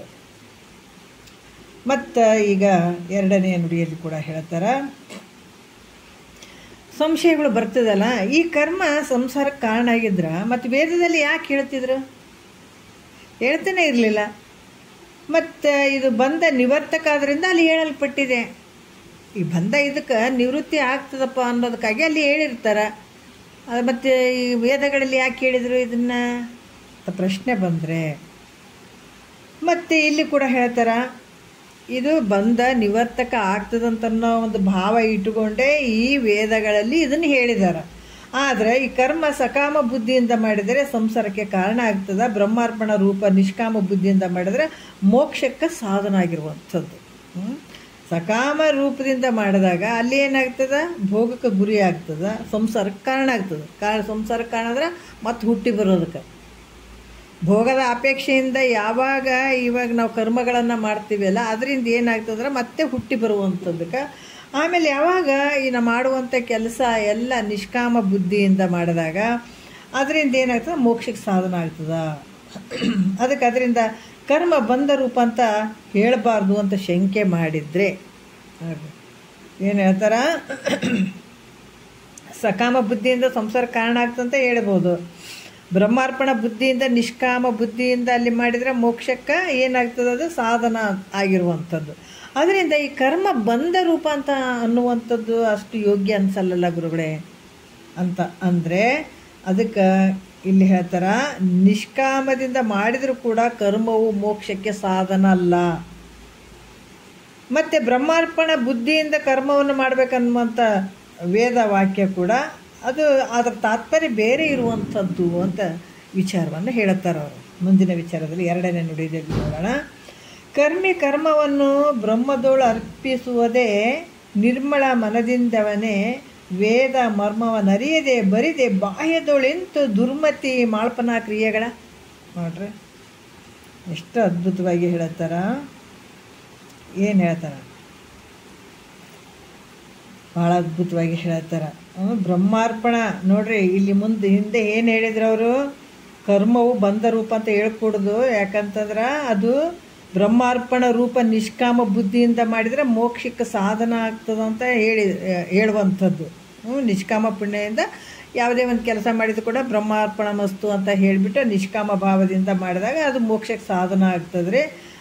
ಅದಕ್ಕೆ ನೀವು ಬಂದ ರೂಪ ಅಂತ ಹೇಳಬಾರ್ದು ಅಂತಂದಕ್ಕೆ ಅವ್ರು ಹೇಳ್ತಾರ, ನಿಷ್ಕಾಮದಿಂದ ಮಾಡಿದ್ರು ಕೂಡ ಕರ್ಮ ಮೋಕ್ಷಕ್ಕೆ ಸಾಧನ ಆಗಂಗಿಲ್ಲ. ಬ್ರಹ್ಮಾರ್ಪಣ ಬುದ್ಧಿಯಿಂದ ಕರ್ಮವನ್ನು ಮಾಡಬೇಕೆಂಬ ವೇದವಾಕ್ಯದ ಅರ್ಥ ಬೇರೆ ಐತಪ್ಪ ಅಂತ ಹೇಳ್ತಾರೆ ಅವರು. ಸೂಕ್ಷ್ಮ ಐತೆ ನೋಡ್ರಿ. ಇಲ್ಲಿ ಏನು ಹೇಳ್ತಾರ ಅಂತಂದ್ರೆ, ಈ ಕರ್ಮಿ ಮಾಡುವಂಥ, ಯಾಕಂದ್ರೆ ಕರ್ಮವನ್ನು ಮಾಡುವಂಥವನು ಕರ್ಮಿ. ಆತ ಏನಂತಂದ್ರೆ ಹೇಳ್ತಾರ, ಈ ಬ್ರಹ್ಮದಳು ಅಂದರೆ ಬ್ರಹ್ಮದಲ್ಲಿ ನಿರ್ಮಲ ಮನದಿಂದ ಪರಿಶುದ್ಧವಾದ ನಿಷ್ಕಾಮ ಬುದ್ಧಿಯಿಂದ ಅರ್ಪಿಸಬೇಕಂತ ಹೇಳುವಂಥದ್ದು. ಈ ಕರ್ಮಕಾಂಡದಲ್ಲಿ ಹೇಳಿದಂಥ ವೇದವಾಕ್ಯ ಕರ್ಮವನ್ನು ಮಾಡು, ಅದರ ಫಲವನ್ನು ಮಾತ್ರ ಅಪೇಕ್ಷೆ ಮಾಡಬೇಡ್ರಿ ಅಂತ ಹೇಳುವಂಥದ್ದು. ಕರ್ಮಕಾಂಡದಲ್ಲಿ ವೇದವಾಕ್ಯ ಹೇಳದಂದ್ರೂ ಕೂಡ ಕರ್ಮವನ್ನು ಮಾಡಪ್ಪ, ಅದರ ಫಲವನ್ನು ಮಾತ್ರ ನೀ ಯಾವತ್ತೂ ನಿರೀಕ್ಷೆ ಮಾಡಬೇಡ, ಅಪೇಕ್ಷೆ ಮಾಡಬೇಡ. ಆದ್ರೆ ಬ್ರಹ್ಮಾರ್ಪಣ ಬುದ್ಧಿಯಿಂದ ಬ್ರಹ್ಮಕ್ಕೆ ಅರ್ಪಿಸಿರಿ ಅಂತ ಹೇಳೋದು. ಯಾಕಂದ್ರೆ ಬ್ರಹ್ಮಾರ್ಪಣ ಬುದ್ಧಿಯಿಂದ ಅಂತ ಹೇಳ್ಯಾರ ಅವರು. ಆ ಬುದ್ಧಿ ಇರಲ್ಲ ಅಂತ ಬರೀ ಬ್ರಹ್ಮಾರ್ಪಣ ಮಸ್ತು ಅಂತಂದ್ರೆ ಅದು ಉಪಯೋಗ ಇಲ್ಲ. ಇಲ್ಲಿ ಸೂಕ್ಷ್ಮತೆ ಐತೆ ನೋಡ್ರಿ. ಯಾಕಂದ್ರೆ ಬ್ರಹ್ಮಾರ್ಪಣ ಬುದ್ಧಿಯಿಂದ, ಈ ಬ್ರಹ್ಮಾರ್ಪಣ ಬುದ್ಧಿಯಿಂದ ಅಂತಂದ್ರೆ ಈ ಯಾವ ರೀತಿ ಅಂತಂದ್ರೆ ನಿರ್ಮಲವಾದ ಮನದಿಂದ, ಈ ಬ್ರಹ್ಮದಲ್ಲಿ ನಿರ್ಮಲವಾದಂಥ ಮನದಿಂದ ಅಂದರೆ ನಿಷ್ಕಾಮ ಬುದ್ಧಿಯಿಂದ ಅರ್ಪಿಸುವಂಥದ್ದು. ಅದಕ್ಕೆ ಬ್ರಹ್ಮಾರ್ಪಣ ಬುದ್ಧಿಯಿಂದ ಬ್ರಹ್ಮಕ್ಕೆ ಅರ್ಪಿಸಿ ಅಂತ ಹೇಳಿದ್ದಾರೆ ಅವರು. ಹೊರತಾಗಿ ವೇದವಾಕ್ಯದ ತಾತ್ಪರ್ಯವನ್ನು ಅರಿಯದೆ ಮೂಢನು ಹೊರಗ ದೇಹ ಇಂದ್ರಿಯಾದಿಗಳಿಂದ ಕರ್ಮವನ್ನು ವ್ಯರ್ಥವಾಗಿ ಮಾಡ್ತಾ ನಡೀತಾನೆ. ಅದನ್ನೇನು ತಿಳ್ಕೊಳ್ಳಾರ್ದ ಅಲ್ಲೇನು ಹೇಳ್ಯಾರ, ಬ್ರಹ್ಮವನ್ನು ಅರ್ಥಕೊಂಡು ಬ್ರಹ್ಮ ಬುದ್ಧಿಯಿಂದ ಬ್ರಹ್ಮಾರ್ಪಣ ಮಸ್ತು ಅಂತ ಹೇಳಬೇಕಾಗ್ಯದಲ್ಲಿ. ಅದರ ಬ್ರಹ್ಮಾರ್ಪಣ ಬುದ್ಧಿಯಿಂದ ಬ್ರಹ್ಮಾರ್ಪಣ ಮಸ್ತು ಅಥವಾ ಬ್ರಹ್ಮಕ್ಕೆ ಅರ್ಪಿಸಿರಿ ಅಂತ ವೇದ ಹೇಳೋದ ಹೊರತಾಗಿ ಅದನ್ನು ತಿಳ್ಕೊಳ್ಳಾರ್ದ ಬರೀ ಇಂದ್ರಿಯಗಳಿಂದ, ಈ ಶರೀರ ಇಂದ್ರಿಯಗಳಿಂದ ಆ ಕರ್ಮವನ್ನು ವ್ಯರ್ಥವಾಗಿ ಮಾಡ್ತಾ ನಡೆದಾನ. ಬ್ರಹ್ಮಾರ್ಪಣ ಮಸ್ತು ಅಂತ ಹಿಂಗೆ ಸುಮ್ಮನೆ ಕೈಲಿ ಇಂದ್ರಿಯಗಳಿಂದ ಹಿಂಗೆ ಹಾಕೋದು ಮಾಡೋದು ಇಷ್ಟೇ ನಡೆದದ. ಅದ್ರ ಬುದ್ಧಿ ಒಳಗೆ ಬ್ರಹ್ಮನ ಒಂದು ಅರ್ಥ ಆದನತ್ಗೆ ತಿಳಿದಾನೇನೋ ಅಲ್ಲಿ ಮತಿಯಲ್ಲಿ ಆ ಭಾವ ಐತೇನು, ಬ್ರಹ್ಮನ ಒಂದು ಭಾವ ಐತೇನು? ಇಲ್ಲಲ್ಲ. ಅದಕ್ಕೆ ಬ್ರಹ್ಮಾರ್ಪಣ ಅಂತ ಆ ಬುದ್ಧಿಯಿಂದ ಬ್ರಹ್ಮಗೆ ಅರ್ಪಿಸಿರಿ ಅಂತ ಹೇಳಿದ ಹೊರತಾಗಿ ವೇದವಾಕ್ಯದ ತಾತ್ಪರ್ಯ ಹಿಂಗೈತೆ. ಆದರೆ ಈ ಮೂರ್ಖ ಏನು ಮಾಡ್ತಾನ, ಹೊರಗ ದೇಹ ಇಂದ್ರಿಯಾದಿಗಳಿಂದ, ದೇಹ ಮತ್ತು ಇಂದ್ರಿಯಾದಿಗಳಿಂದ ಏನು ಮಾಡ್ತಾನೆ, ಇಲ್ಲಿ ಕರ್ಮವನ್ನು ವ್ಯರ್ಥವಾಗಿ ಮಾಡ್ತಾ ನಡೆದಾನೆ. ಅಂದರೆ ವೇದವಾಕ್ಯದ ತಾತ್ಪರ್ಯ ಏನಂದ್ರೆ ಜ್ಞಾನ ಶೂನ್ಯನಾಗಿರುವನಂತನ್ನುವಂಥದ್ದು ಅರ್ಥ. ಅಂದ್ರೆ ಜ್ಞಾನ ಶೂನ್ಯವಾದಂಥವ ಬರೀ ದೇಹ ಇಂದ್ರಿಯಗಳಿಂದ ಬ್ರಹ್ಮಾರ್ಪಣ ಮಸ್ತು ಅಂದ್ರೆ ಅದು ಉಪಯೋಗ ಇಲ್ಲ. ಈ ರೀತಿ ಮಾಡ್ತಾ ನಡೆದಿದ್ದಾನತ, ಅದಕ್ಕೆ ಮೂರ್ಖ ಅಂತ ಹೇಳ್ತಾರೆ. ಅದ್ರಾಗ ವೇದಗಳಲ್ಲಿ ಹೇಳಿದಂಥ ತಾತ್ಪರ್ಯನೇ ಬೇರೆ ಅದ, ಇದು ತಿಳ್ಕೊಂಡು ನಡೆಯುವಂಥ ತಾತ್ಪರ್ಯನೇ ಬೇರೆ ಅದ. ಹಾಗಾಗಿ ಇಲ್ಲಿ ಕೂಡ ಅವರು ಹೇಳ್ತಾರೆ, ಈ ರೀತಿಯಾಗಿ ಈ ವೇದದಲ್ಲಿ ಈ ರೀತಿಯಾಗಿ ಹೇಳ್ಯದ. ಅದಕ್ಕೆ ಕರ್ಮಿ ಕರ್ಮವನ್ನು ಬ್ರಹ್ಮದೋಳು ಅರ್ಪಿಸುವುದೇ ನಿರ್ಮಲ ಮನದಿಂದವನೇ ಅಥವಾ ನಿರ್ಮಲ ಮನದಿಂದ ಬ್ರಹ್ಮದಲ್ಲಿ ಅರ್ಪಿಸುವಂಥದ್ದು, ಬ್ರಹ್ಮಕ್ಕೆ ಅರ್ಪಿಸುವಂಥದ್ದು. ವೇದ ಮರ್ಮವನ್ನು ಅರಿಯದೆ, ವೇದದಲ್ಲಿ ಹೇಳಿದಂಥ ಆ ಮರ್ಮವನ್ನು ತಿಳಿಯದೆ ಬರೀದೆ ಬಾಹ್ಯದೊಳಿಂತು ದುರ್ಮತಿ ಮಾಡ್ಪನು ಆ ಕ್ರಿಯೆಗಳ. ನೋಡ್ರಿ, ಬರೀದೆ ಬಾಹ್ಯದೋಳು ಯಾವುದೋ ಒಂದು ದುರ್ಮತಿ, ಮತಿಯಲ್ಲಿ ಒಂದು ಕೆಟ್ಟ ಆಲೋಚನೆಗಳಿಟ್ಕೊಂಡು ಕೆಟ್ಟ ಗುಣಗಳನ್ನು ಇಟ್ಕೊಂಡು ಆ ಬ್ರಹ್ಮಾರ್ಪಣ ಮಸ್ತು ಅಂದ್ರೆ ಆಯ್ತೇನದು? ಏನು ಹೇಳ್ಯಾರ? ನಿರ್ಮಲ ಮನಸ್ಸಿನಿಂದ ಬ್ರಹ್ಮಾರ್ಪಣ ಮಸ್ತು, ಆ ಬುದ್ಧಿಯಲ್ಲಿ ಬ್ರಹ್ಮಭಾವದಿಂದ ಅರ್ಪಿಸುವಂತ ಹೇಳಿದಾರೆ ಅವರು. ವೇದಗಳ ತಾತ್ಪರ್ಯ ಹಿಂಗೈತೆ. ಈತ ಮಾಡ್ತಾರೆ ನೋಡ್ರಿ. ಈಗ ಯಾಕಂತಂದ್ರೆ ಅದನ್ನು ಅರ್ಥಕೊಂಡು ನಾವು ಮಾಡಿದಂಥದ್ದು ಭಾಳ ಶ್ರೇಷ್ಠ ಆಗ್ತದೆ. ಬರೀ ಇಂದ್ರಿಯಗಳ ಮನಸ್ಸಿನಲ್ಲಿ ಕೆಟ್ಟ ಬುದ್ಧಿ ಇಟ್ಕೊಂಡು ನಾವು ಏನು ಮಾಡಿದ್ರಿ ಏನ್ರಿ? ಇವತ್ತು ಎಷ್ಟು ಗಣಪತಿಗಳನ್ನು ಕೂಡಿಸ್ತೀವಿ, ಆದರೆ ಎಷ್ಟು ನಿರ್ಮಲ ಮನಸ್ಸಿನಿಂದ ನಾವೇನು ಮಾಡ್ತೀವಿ ಅಲ್ಲಿ? ಮಾಡೋಕ್ಕೆ ಸಾಧ್ಯನಾ? ಇಲ್ಲ. ಮನಸ್ಸಿನಲ್ಲಿ ನಾನಾ ರೀತಿಯಿಂದ ಕೆಟ್ಟ ಒಂದು ದುರ್ಮತಿ ಅಂದರೆ ಕೆಟ್ಟ ಬುದ್ಧಿಯಲ್ಲಿ ಇಟ್ಕೊಂಡು ಈ ಬೇಕಾದಷ್ಟು ನೀ ಬ್ರಹ್ಮಾರ್ಪಣ ಮಸ್ತು ಅಂತ ನೀ ಬರೀ ಶರೀರ ಇಂದ್ರಿಯಗಳಿಂದ ಮಾಡಿದ್ರೆ ಅದು ಸರಿ ಆಗ್ತದೇನೋ? ಹಾಗಂಗಿಲ್ಲ. ಅದಕ್ಕೆ ವೇದದಲ್ಲಿ ಹಂಗೆ ಹೇಳಿಲ್ಲ. ನಿನ್ನ ನಿರ್ಮಲ ಮನಸ್ಸಿನಿಂದ, ನಿರ್ಮಲ ಮನದಿಂದವೇ ವೇದ ಮರ್ಮವನ್ನು ಅರಿಯದೆ ಬರಿದೆ ಬಾಹ್ಯದೊಳಿಂತು ದುರ್ಮತಿ ಮಾಡಪ್ಪನ್ನು ಆ ಕ್ರಿಯೆಗಳದ್ದು. ಬಾಹ್ಯದಲ್ಲಿ ಮಾತ್ರ ಅದು ಮಾಡ್ತಾ ಹೋಗ್ತಾನೆ ಹೊರತಾಗಿ ತನ್ನ ದುರ್ಮತಿಯಿಂದ ಮಾಡ್ತಾನೆ ಅದು ಯೋಗ್ಯ ಅಲ್ಲ ಅನ್ನುವಂಥ ವಿಚಾರವನ್ನು ಹೇಳುತ್ತಾರೆ ಅವರು. ಈಗ 3ನೇ ನುಡಿಯಲ್ಲಿ ಹೇಳ್ತಾರೆ, ಬ್ರಹ್ಮಾರ್ಪಣ ಅನ್ನುವಂಥ ವೇದ ವಾಕ್ಯದ ವಿಚಾರವನ್ನು ಅವರು ಹೇಳ್ತಾರೆ. ಕರ್ಮವನು ಆ ಬ್ರಹ್ಮವನು ಕರ್ಮಿಯನು ಮಿಗೆ ನಿರ್ಮಲ ಬುದ್ಧಿಯಿಂದ ಅರಿಯದೆ ದುರ್ಮತಿ ಬಿಡದೆ ಅನುದಿನದೋಳು ಮಾಡಪ್ಪನು ಈ ಕರ್ಮವನು ಆ ಬ್ರಹ್ಮಾರ್ಪಣವೆಂದು ಅಂತ ಹೇಳ್ತಾರೆ. ದುರ್ಮತಿ ಅಂದರೆ ದುಷ್ಟ ಬುದ್ಧಿ ಇರುವಂಥದ್ದು. ಮತ್ತು ಕರ್ಮವನಂದರೆ ಕರ್ಮವನ್ನು, ಬ್ರಹ್ಮವನು ಅಂತ ಹೇಳತ್ತಾರೆ. ಏನು ಹೇಳತ್ತಾರ? ಈ ಮೂಢ ಬುದ್ಧಿಯಾದಂಥ ಕರ್ಮಿ ಏನು ಮಾಡ್ತಾನೆ? ಕರ್ಮವನು ಯಾಕಂದ್ರೆ ಕರ್ಮವನು ಆ ಬ್ರಹ್ಮವನು ಕರ್ಮಿಯನು ಮಿಗೆ ನಿರ್ಮಲ ಬುದ್ಧಿಯಿಂದ ಅರಿಯದೆ ಅಂತ ಹೇಳ್ತಾರೆ ಅವರು. ಇಲ್ಲಿ ಏನು ಹೇಳ್ತಾರ? ಕರ್ಮವನ್ನು ಮಾಡ್ತಕ್ಕಂಥವನು ಕರ್ಮಿ ತನ್ನ ವಿಶೇಷವಾದ ಒಂದು ಸ್ವಚ್ಛವಾದ ಅಂತಃಕರಣದಿಂದ ಅದನ್ನು ತಿಳಿಯದೆ ನಿತ್ಯದಲ್ಲಿಯೂ ತ್ಯಾಗ ಮಾಡದೆ ಈ ಕರ್ಮವನ್ನು ಆ ಬ್ರಹ್ಮಕ್ಕೆ ಮುಟ್ಟಲಿ ಅಂತ ಮಾಡುವಂಥವನು. ಯಾಕಂದರೆ ಇಲ್ಲಿ ಕೂಡ ಮೂಢ ಬುದ್ಧಿಯಾದಂಥ ಕರ್ಮಿ ಏನು ಮಾಡ್ತಾನೆ? ವೇದವಾಕ್ಯ ಕರ್ಮವನ್ನು ಬ್ರಹ್ಮಕ್ಕೆ ಅರ್ಪಿಸುವಂತ ಹೇಳಿತು. ಆದ್ರೆ ಈ ನೋಡ್ರಿ ಎಷ್ಟು ಸೂಕ್ಷ್ಮ ಐತೆ ನೋಡ್ರಿ, ಇದು ಭಾಳ ಸೂಕ್ಷ್ಮ ಐತೆ. ಈ ಮೂಢ ಬುದ್ಧಿಯಾದಂಥ ಕರ್ಮಿಯು ನಾ ಬರೀ ಹೊರಗಿಂದ ಅಟ್ಟೆ ತಿಳ್ಕೊತಾನ ಅಥವಾ ಒಳಗೆ ಅದು ಏನು ವಿಚಾರಗಳು ಇಲ್ಲ ಆತಗ. ಭಾಳಷ್ಟು ಹಿಂಗೆ ಆಗಿರುವಂಥದ್ದು. ನಮ್ದು ಅಜ್ಞಾನ ಹೆಂಗೆ ಐತೆ ಅಂತಂದ್ರೆ ಭಾಳ ಮೂಢತ್ವಕ್ಕೆ ಬಲಿಯಾಗಿರುವಂಥದ್ದು. ಅದು ಇರೋದೇ ಒಂದು, ನಾವು ತಿಳ್ಕೊಳ್ಳೋದೇ ಒಂದು. ಯಾಕಂದರೆ ಮೂಢ ಬುದ್ಧಿಯಾದ ಕರ್ಮಿಯು ವೇದವಾಕ್ಯವು ಕರ್ಮವನ್ನು ಬ್ರಹ್ಮಕ್ಕೆ ಅರ್ಪಿಸುವಂತ ಹೇಳಿತು ಅಂತೇಳಿ ಅವ ಮಾಡಕ್ಕೆ ಶುರು ಮಾಡ್ತಾನೆ. ಯಾಕಂದರೆ ಅಲ್ಲಿ ಭಾವ ಏನಿರ್ತದೆ? ಎಲ್ಲ ಇಂದ್ರಿಯಗಳು ಶರೀರ ಎಲ್ಲ ಸತ್ಯ ಅನ್ಕೊಡ್ಕೇಸಿ ಅವನು ಮಾಡ್ತಿರ್ತಾನೆ. ಇದು ಬ್ರಹ್ಮಕ್ಕೆ ಅರ್ಪಿಸ್ತು ಅಂತ, ಬ್ರಹ್ಮ ಬೇರೆ ಅದನ ತಾನು ಬೇರೆ ಅದನಂತ ಇಂಥ ಭಾವ ಇಟ್ಕೊಂಡ್ಕೇಸಿ ಅರ್ಪಣೆ ಮಾಡ್ತಾ ಹೋಗ್ತಾನಂತ. ಆದರೆ ಕರ್ಮವನ್ನು ಮಾಡುವತನ ನಾನು ಯಾರು? ಈ ಕರ್ಮವನ್ನು ನಾ ಮಾಡಕತ್ತೀನಲ್ಲ, ನಾನು ಯಾರು? ಮತ್ತು ಈ ಕರ್ಮ ಅಂದ್ರೆ ಏನಾಗಿದೆ? ಏನು ಇದು ಕರ್ಮ ಅಂದ್ರೆ? ಈ ಕರ್ಮ ಅಂದರೆ ಏನಾಗಿದೆ? ಬ್ರಹ್ಮವು ಯಾವ ಲಕ್ಷಣ ಉಳ್ಳಂಥದ್ದಿರ್ಬೋದು? ಇಲ್ಲಿ ಹೇಳ್ತಾರೆ. ಯಾಕಂತಂದ್ರೆ ಇದನ್ನು ಈ ಕರ್ಮವನ್ನು ಮಾಡುವಂಥವನು ನಾನು ಯಾರು? ಈ ಕರ್ಮ ಅಂದರೆ ಏನಾಗಿದೆ? ಇದು ಬ್ರಹ್ಮವು ಯಾವ ಲಕ್ಷಣ ಉಳ್ಳಂಥದ್ದಿರ್ಬೋದು ಇದೆ ಅಂತ ವಿಚಾರ ಮಾಡಂತ ಹೇಳಿರುವುದು. ಅದರ ತಾತ್ಪರ್ಯವನ್ನು ಅರಿಯದೆ ನೋಡ್ರಿ ಇದನ್ನು ತಿಳ್ಕೊ ಅಂತ ಹೇಳಿದಾರೆ ಅವರು. ಅದಕ್ಕೆ ಕರ್ಮವನ್ನು ಆ ಬ್ರಹ್ಮವನ್ನು ಕರ್ಮಿಯನ್ನು ಮಿಗೆ ನಿರ್ಮಲ ಬುದ್ಧಿಯಿಂದ ಅರಿಯದೆ ಅದು ಏನು ಹೇಳಿದಾರಲ್ಲಿ? ಈ ಕರ್ಮವನ್ನು ಮಾಡುವಂಥವನ್ನ ನಾನು ಯಾರಿದ್ದೀನಿ ಅಂತ ತಿಳ್ಕೊಳ್ಳುವಂಥದ್ದು. ಯಾವ ಲಕ್ಷಣದಿಂದ ಈ ಬ್ರಹ್ಮ ಇದ್ದಾನ ಅನ್ನುವಂಥದ್ದು, ಈ ಕರ್ಮ ಅಂದರೆ ಏನಾಗಿದೆ ಅನ್ನುವಂಥದ್ದು, ಈ ವಿಚಾರವನ್ನು ಮಾಡುವಂಥ ವೇದದಲ್ಲಿ ಹೇಳೋದು. ಆದರೆ ಇದ್ರ ತಾತ್ಪರ್ಯವನ್ನು ಅರಿಯದೆ ಸುಮ್ಮನೆ ನಿತ್ಯದಲ್ಲಿಯೂ ಕರ್ಮವು ಬ್ರಹ್ಮಾರ್ಪಣವಾಗ್ಲಂತ ನೀರನ್ನು ಬಿಡ್ತಾನಲ್ರಿ. ಇದೇ ಅಂತ ಒಂದು ವಿವೇಕ ಅನ್ಬೇಕಾ, ಏನು ಅನ್ಬೇಕು ಇದಕ್ಕೆ? ಬ್ರಹ್ಮಾರ್ಪಣ ಬುದ್ಧಿಯಿಂದ ಅಂತ ಹೇಳಿದಾರೆ ಅವರು. ಆ ಬುದ್ಧಿ ಹಂಗೆ ಬರಬೇಕಾಗಿತ್ತಂದ್ರೆ ನಾನು ಯಾರು ಇದ್ದೀನಿ, ಬ್ರಹ್ಮ ಅಂದರೆ ಯಾರು, ಅದನ್ನ ಲಕ್ಷಣ ಏನು, ಅದು ಏನಾಗಿರ್ಬೋದು ಅಂತ ನಾವು ಇದನ್ನು ವಿಚಾರ ಮಾಡಿ ಆ ಭಾವಕ್ಕೆ ಬಂದು ಹಂಗೆ ಮಾಡ್ರಿ ಅಂತ ಹೇಳೋದು ವೇದದಲ್ಲಿ. ಅದು ಬಿಟ್ಟು ಬರೀ ಸುಮ್ಮನೆ ಅದನ್ನು ತಿಳ್ಕೊಳ್ಳಾರ್ದೆ, ವೇದದ ತಾತ್ಪರ್ಯವನ್ನು ತಿಳ್ಕೊಳ್ಳಾರ್ದೆ, ಅರಿಯದೆ ಸುಮ್ಮನೆ ನಿತ್ಯದಲ್ಲಿಯೂ ಕರ್ಮ ತಾನು ಏನು ಮಾಡ್ತಾನೆ ಅವೆಲ್ಲ ಬ್ರಹ್ಮಾರ್ಪಣ ಮಸ್ತು. ಯಾಕಂದ್ರೆ ವೇದದಲ್ಲಿ ಹೇಳಿದ್ರಿ ಬ್ರಹ್ಮಾರ್ಪಣ ಮಸ್ತು ಅಂತ. ನಾವೇನಾದ್ರೂ ಪೂಜೆ ಮಾಡೋಕೆ ಬ್ರಹ್ಮಾರ್ಪಣ ಮಸ್ತು ಹಾಕ್ರಿ ಅಂತ ಹೇಳ್ತಾರೆ ನೋಡ್ರಿ. ಪೂಜೆ ಮಾಡಿಸ್ಬೇಕಾದಾಗ ಹೇಳ್ತಾರೆ. ಅದು ಏನು ತಿಳ್ಕೊಳ್ಳಾರ್ದು ಬರೀ ನಿತ್ಯ ಈ ಕರ್ಮದಲ್ಲಿ ಬ್ರಹ್ಮಾರ್ಪಣವಾಗಲಿ ಅಂತ ಹೇಳಿಬಿಟ್ಟು ಬರೀ ನೀರನ್ನು ಬಿಡ್ತಾ ಹೋಗುವಂಥದ್ದು. ಇದು ಮೂರ್ಖರ ಲಕ್ಷಣನ ಏನು, ಯಾರ ಲಕ್ಷಣ ಇದು? ಅವಿವೇಕಿಗಳು ಅಂತ ಹೇಳ್ತಾರೆ. ಅಂಥವ್ರಿಗೆ ಅವಿವೇಕಿಗಳು. ಏನು ತಿಳ್ಕೊಂಡೇ ಇಲ್ಲ, ನಾನು ಯಾರಿದ್ದೀನಿ ಅಂತಿಲ್ಲ, ಬ್ರಹ್ಮ ಹೆಂಗಿದೆ ಅಂತಿಲ್ಲ, ಯಾವುದಿಲ್ಲ. ಸುಮ್ಮನೆ ಬ್ರಹ್ಮಾರ್ಪಣ ಮಸ್ತು, ಬ್ರಹ್ಮ ಅಂದರೆ ಬ್ರಹ್ಮಾರ್ಪಣ ಆಗಲಿ ಅಂತನ್ನುವಂಥ ಭಾವದಲ್ಲಿ ಅಲ್ಲಿ ನೀರನ್ನು ಬಿಡ್ತಾನೆ. ಇದು ಅವಿವೇಕವಾಗಿರುವಂಥದ್ದು. ವೇದದಲ್ಲಿ ಹೇಳಿದಂಥ ತಾತ್ಪರ್ಯವನ್ನು ಆತ ತಿಳಿಯದೇನೆ ಮಾಡುವಂಥದ್ದು. ಮತ್ತಿಲ್ಲಿ ಹೇಳ್ತಾರ, ಏನು ಹೇಳ್ತಾರ ನೋಡೋಣ.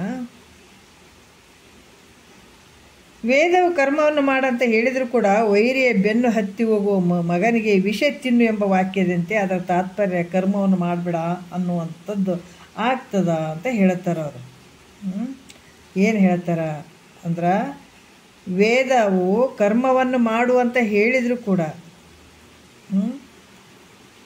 ವೇದ ಏನು ಹೇಳ್ತದೆ, ಕರ್ಮವನ್ನು ಮಾಡುವಂತ ಹೇಳಿದರೂ ವೈರಿಯ ಬೆನ್ನು ಹತ್ತಿ ಹೋಗುವ ಮಗನಿಗೆ ವಿಷ ತಿನ್ನು ಎಂಬ ವಾಕ್ಯದಂತೆ ಅದರ ತಾತ್ಪರ್ಯವು ಕರ್ಮವನ್ನು ಮಾಡಬೇಡ ಎಂಬುದಾಗಿರ್ತಂತ ಈ ಮುಂದಿನ ವಿಚಾರದಲ್ಲಿ ಹೇಳ್ತಾರೆ. ಭಾಳ ಅದ್ಭುತವಾಗಿ ಹೇಳ್ತಾರೆ. 4ನೇ ನುಡಿಯಲ್ಲಿ ಏನು ಹೇಳ್ತಾರೆ, ಅರಿಯೇ ತಾನೇ ಬ್ರಹ್ಮ ಅರಿಯದೊಡರ್ಪಿಸಲರಿಯ ನಂತದರಿಂದೆ ಕರ್ಮವ ತೊರೆ ಎಂಬುದರ್ಥವು ಆ ಶ್ರುತಿಯನ್ನು ನೀನು ಅರಿದೋರ್ಮೆ ಮರೆಯದಿರೆನ್ನಾತ್ಮ ಸುಖವಾರ್ತಿ ಅಂತ ಹೇಳ್ತಾರೆ.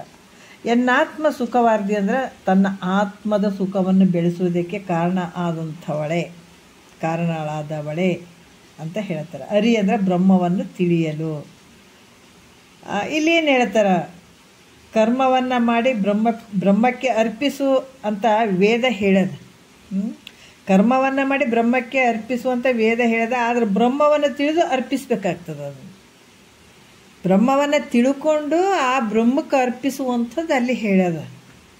ಮೊದಲ ಬ್ರಹ್ಮವನ್ನು ತಿಳ್ಕೊ, ಅದು ಎಲ್ಲದ ಲಕ್ಷಣ ಏನು, ಬ್ರಹ್ಮ ಅಂದರೆ ಯಾರು, ನಾನಂದರೆ ಯಾರು, ಅದನ್ನು ಮೊದಲು ತಿಳ್ಕೊಂಡ ನಂತರ ಈ ರೀತಿ ಹೇಳದಂಥದ್ದು. ಆದರೆ ಬ್ರಹ್ಮವನ್ನು ತಿಳಿದು ಅರ್ಪಿಸಬೇಕಾಗುವಂಥದ್ದು. ಬ್ರಹ್ಮವು ಯಾವ ಲಕ್ಷಣ ಉಳ್ಳಂಥದ್ದು ಶ್ರುತಿ ಗುರು ಸ್ವಾನುಭವಗಳನ್ನು ತಿಳಿಲಿಕ್ಕೆ ಹೋಗಲು. ಯಾಕಂತಂದ್ರೆ ಯಾವ ಲಕ್ಷಣ ಬ್ರಹ್ಮ ಯಾವ ಲಕ್ಷಣದಿಂದ ಐತಪ್ಪ ಅಂತ ನಾವು ತಿಳಬೇಕಾದ್ರೆ ನಾವು ಸುಮ್ಮನೆ ಕುಂತ್ರೆ ತಿಳಿತದೇನ, ಸುಮ್ಮನೆ ಇದ್ರೆ ತಿಳಿತದೇನೋ ಅಂದರೆ ಇಲ್ಲ. ಆವಾಗ ಈ ಬ್ರಹ್ಮ ಹೆಂಗಿದ್ದಾನ, ಈ ಬ್ರಹ್ಮ ವಿಷ್ಣು ಮಹೇಶ್ವರರಲ್ಲ, ಪರಬ್ರಹ್ಮ ಸ್ವರೂಪ. ನನ್ನ ಸ್ವರೂಪ ಹೆಂಗದ, ನಾನು ಯಾರಿದ್ದೀನಿ, ಈ ಬ್ರಹ್ಮ ಅನ್ನುವಂಥದ್ದೇನು ಅಂತ ತಿಳ್ಕೊಳ್ಬೇಕಾದಾಗ ನಾವು ಶ್ರುತಿ ಗುರು ಮತ್ತು ಸ್ವಾನುಭಾವ ಇವು 3 ಮುಖ್ಯ ಆಗ್ತಾವೆ. ಬ್ರಹ್ಮನನ್ನು ಅರ್ಥಕೊಳ್ಬೇಕಾದ್ರೆ ಏನು ಬೇಕಾಗ್ತದೆ, ಒಂದು ಗುರು ಬೇಕಾಗ್ತಾನೆ, ಶ್ರೋತ್ರಿಯ ಬ್ರಹ್ಮನಿಷ್ಠ ಸದ್ಗುರು ಬೇಕಾಗ್ತಾನೆ, ಆಮೇಲೆ ಸ್ವಾನುಭಾವ ಬೇಕಾಗ್ತದೆ, ಮತ್ತು ಶ್ರುತಿ ಪ್ರಮಾಣಗಳು ಬೇಕಾಗ್ತದೆ. ಈ ರೀತಿ ಹಿಂಗೆ ತಿಳ್ಕೊಳ್ಲಿಕ್ಕೆ ಹೋದಾಗ ಆತನೇ ಬ್ರಹ್ಮ ಆಗ್ತಾನೆ. ತಿಳ್ಕೊಂಡಾಗ ಬ್ರಹ್ಮ ಆಗ್ತಾನೆ. ಅದಕ್ಕೆ ಇಲ್ಲೇ ಹೇಳ್ತಾರೆ ಬ್ರಹ್ಮ ಯಾಕಂತಂದ್ರೆ ಈ ಬ್ರಹ್ಮವನ್ನು ತಿಳ್ಕೊಳಿಕ್ಕೆ ಹೋದಾಗ ಬ್ರಹ್ಮನೇ ಆಗ್ತಾನೆ. ಇಲ್ಲಿ ಬ್ರಹ್ಮಜ್ಞಾನಿಯು ಹೆಂಗಾಗ್ತಾನೆ, ಕರ್ಮವನ್ನು ಅರ್ಪಿಸ್ಲಿಕ್ಕೆ ಬರೋದಿಲ್ಲ. ಅದರಿಂದ ಬ್ರಹ್ಮವನ್ನು ತಿಳಿದ್ರೂ ಸರಿ ಅಥವಾ ತಿಳಿದಿದ್ರೂ ಸರಿ ಕರ್ಮವನ್ನು ಮಾಡಬೇಡ ಎಂಬುದಾಗಿ ಹೇಳುವರು ನೋಡ್ರಿ. ಯಾಕಂದ್ರೆ ಈ ರೀತಿಯಾಗಿ ಬ್ರಹ್ಮವನ್ನು ತಿಳಿಯದಿದ್ದರೆ ಮತ್ತು ಕರ್ಮವನ್ನು ಅರ್ಪಿಸ್ಲಿಕ್ಕೆ ಬರೋದಿಲ್ಲ. ಹೆಂಗೆ ಅರ್ಪಿಸ್ತೀರಿ, ಹೆಂಗಂತ ಅರ್ಪಿಸ್ತೀರಿ? ಬ್ರಹ್ಮವನ್ನು ತಿಳಿದೇ ಇಲ್ಲ ಅಂತಂದಾಗ ಬ್ರಹ್ಮಕ್ಕೆ ಅರ್ಪಣೆ ಆಗಲಿ ಅಂತ ಹೆಂಗೆ ಹೇಳ್ತೀನಿ ನೀನು? ಅದಕ್ಕೆ ಇಲ್ಲಿ ಕೂಡ ಹೇಳ್ತಾರೆ, ಬ್ರಹ್ಮವನ್ನು ತಿಳಿಲಿಲ್ಲ ಅಂತಂದ್ರೆ ಕರ್ಮವನ್ನು ಅರ್ಪಿಸ್ಲಿಕ್ಕೆ ಬರಂಗಿಲ್ಲ. ಬ್ರಹ್ಮ ತಿಳಿದಾಗ ಮಾತ್ರ ಬ್ರಹ್ಮ ಅರ್ಪಣ ಅಂತ ಹೇಳ್ಬೋದು. ಅದರಿಂದ ಬ್ರಹ್ಮವನ್ನು ತಿಳಿದ್ರೂ ಸರಿ ತಿಳಿದಿದ್ರೂ ಸರಿ ಕರ್ಮವನ್ನು ಮಾಡಬೇಡ ಅನ್ನುವಂಥದ್ದು ಹೇಳಿರುವಂಥದ್ದು. ಅನೇಕ ಮತವಾದಿಗಳು ಈ ವೇದವಾಕ್ಯದ ಅರ್ಥವನ್ನು ಅನ್ಯಥ ಕಲ್ಪಿಸಿ ಹೇಳಬಹುದು ಅಂತ ಹೇಳ್ತಾರೆ. ಆದ್ರೆ ನಾವು ಹೇಳಿದ ಈ ಅರ್ಥವನ್ನು ಒಂದು ಕಾಲಕ್ಕಾದರೂ ನೀನು ಮರಿಬೇಡ ಅಂತ ಹೇಳ್ತಾರೆ. ಯಾಕಂದರೆ ಈ ಮೋಕ್ಷ ಆಗಬೇಕಾಗಿತ್ತಂದ್ರೆ ಕರ್ಮದಿಂದಂತೂ ಸಾಧ್ಯನೇ ಇಲ್ಲ. ಈ ರೀತಿಯಾಗಿ ಇಲ್ಲಿ ಹೇಳುವಂಥದ್ದು. ಮತವಾದಿಗಳು ನಾನಾ ರೀತಿಯಿಂದ ಹೇಳಿದರೂ ಕೂಡ ನಾವು ಹೇಳಿದಂಥದ್ದು ಮಾತ್ರ ಯಾವತ್ತೂ ನೀನು ಮರಿಬೇಡ ಅನ್ನುವಂಥ ವಿಚಾರವನ್ನು ಹೇಳ್ತಾರೆ. ಯಾಕಂತಂದ್ರೆ ಇಲ್ಲಿ ಭಾಳಷ್ಟು ವಿಚಾರಗಳನ್ನು ಹೇಳ್ತಾರೆ. ಅರಿಯೇ ತಾನೇ ಬ್ರಹ್ಮ ಅರಿಯದೊಡ ಅರ್ಪಿಸಲರಿಯನಂತದರಿಂದೆ ಕರ್ಮವ ತೊರೆ ಎಂಬುದು ಅರ್ಥವು ಆ ಶ್ರುತಿಯ ನೀನು ಅರಿದೋರ್ಮೆ ಮರೆಯದಿರನ್ನಾತ್ಮ ಸುಖವಾರ್ದಿ ಅಂತ ಹೇಳ್ತಾರೆ. ಹಂಗಾಗಿ ಬ್ರಹ್ಮವನ್ನು ಅರ್ಥಕೊಂಡಾಗ ಬ್ರಹ್ಮಕ್ಕೆ ಅರ್ಪಿಸ್ಲಿಕ್ಕೆ ಸಾಧ್ಯ ಆಗ್ತದೆ, ಇಲ್ಲಾಂದರೆ ಇಲ್ಲ ಅನ್ನುವಂಥ ವಿಚಾರವನ್ನು ಹೇಳ್ತಾರೆ. ಮತ್ತು ಕರ್ಮಕಾಂಡವು ಕರ್ಮವನ್ನು ವಿಧಿಯಾಗಿ ಹೇಳಿಲ್ಲವೆಂತಲೂ ತನ್ನನ್ನಾಗಲಿ ಬ್ರಹ್ಮವನ್ನಾಗಲಿ ತಿಳಿಯೆಂಬುದೇ ಅದರ ತಾತ್ಪರ್ಯವೆಂತಲೂ. ಯಾಕಂದ್ರೆ ಈ ಕರ್ಮಕಾಂಡ ಕರ್ಮವನ್ನು ವಿಧಿಯಾಗಿ ಹೇಳಲಿಲ್ಲ, ಮತ್ತು ತನ್ನನ್ನಾಗಲಿ ಬ್ರಹ್ಮನನ್ನಾಗಲಿ ತಿಳಿಯೆಂಬುದು ಅದರ ಒಂದು ತಾತ್ಪರ್ಯವೆಂತಲೂ. ಕರ್ಮವು ತನ್ನಿಂದ ರಚಿತವಾದುದರಿಂದ ಕರ್ಮಕ್ಕೆ ನಾನು ಮೂಲ ಕಾರಣ ಎಂಬುದನ್ನು ಹೇಳಿದರು. ಈಗ ಹೇಳ್ತಾರೆ ಅವರು, ಉಪಾಸನ ಕಾಂಡವು ಅಂದರೆ ಉಪಾಸ್ಯ ದೇವತೆ ಬೇರೆ. ನಾನು ಉಪಾಸನೆ ಕಾಂಡ ಅಂದರೆ ನನ್ನ ಬೇರೆ ದೇವ್ರು ಬೇರೆ ಅದನ್ನು ನಾನು ಬೇರೆ ಇದ್ದೀನಿ ಅಂತ ಅನ್ನುವಂಥದ್ದು ಅದು ಬೇರೆ. ಅದನ್ನು ಭಜಿಸುವಂಥ ಉಪಾಸಕನು ನಾನು ಬೇರೆ. ಯಾಕಂದರೆ ದೇವ್ರು ಬೇರೆ ಅದ, ನಾನು ಭಜಿಸುವಂಥವನು ಉಪಾಸಕ ಬೇರೆ ಇದ್ದೀನಿ ಅನ್ನುವಂಥ ಭಾವ ಬರುವಂಥದ್ದು. ಈ ಭೇದ ಜ್ಞಾನವೇ ಕಾರಣವಾಗಿ ಲೋಕದಲ್ಲಿ ಇರುವಂಥದ್ದು. ಯಾಕಂದರೆ ದೇವ್ರು ಬೇರೆ ನಾನು ಬೇರೆ, ಅದು ಬೇರೆ ಇದು ಬೇರೆ ಅನ್ನುವಂಥದ್ದೇ ಈ ಜಗತ್ತಿನಲ್ಲಿ ಅದೇ ಪ್ರಸಿದ್ಧವಾಗಿ ಇರುವಂಥದ್ದು. ಅದಕ್ಕೆ ಇಲ್ಲಿ ಕೂಡ ಹೇಳ್ತಾರೆ, ಈ ಉಪಾಸನ ಕಾಂಡದ ತಾತ್ಪರ್ಯವಾದರೂ ತನಗಿಂತ ಬೇರೆಯಾಗಿರುವಂಥ ಪರಮಾತ್ಮನನ್ನು ಭಜಿಸುವಂಥ ಹೇಳುವಲ್ಲಿ ತಾತ್ಪರ್ಯ ಇಲ್ಲ ನೋಡ್ರಿ. ಯಾಕಂತಂದ್ರೆ ಇಲ್ಲಿ ಕೂಡ ಉಪಾಸನ ಕಾಂಡದ ತಾತ್ಪರ್ಯ ಆದರೂ ಕೂಡ ತನಗಿಂತ ಬೇರೆಯಾಗಿರುವ ಪರಮಾತ್ಮನನ್ನು ಭಜಿಸುವಂತ ಹೇಳುವಂಥ ತಾತ್ಪರ್ಯ ಇಲ್ಲ ಇಲ್ಲಿ. ಕಿಂತು ಅಲ್ಲಿ ಕೂಡ ಏನು ಹೇಳ್ತದೆ, ನೀನೇ ಪರಮಾತ್ಮ ಇದ್ದಿ ಅಂತಲೇ ಹೇಳುವಂಥದ್ದು.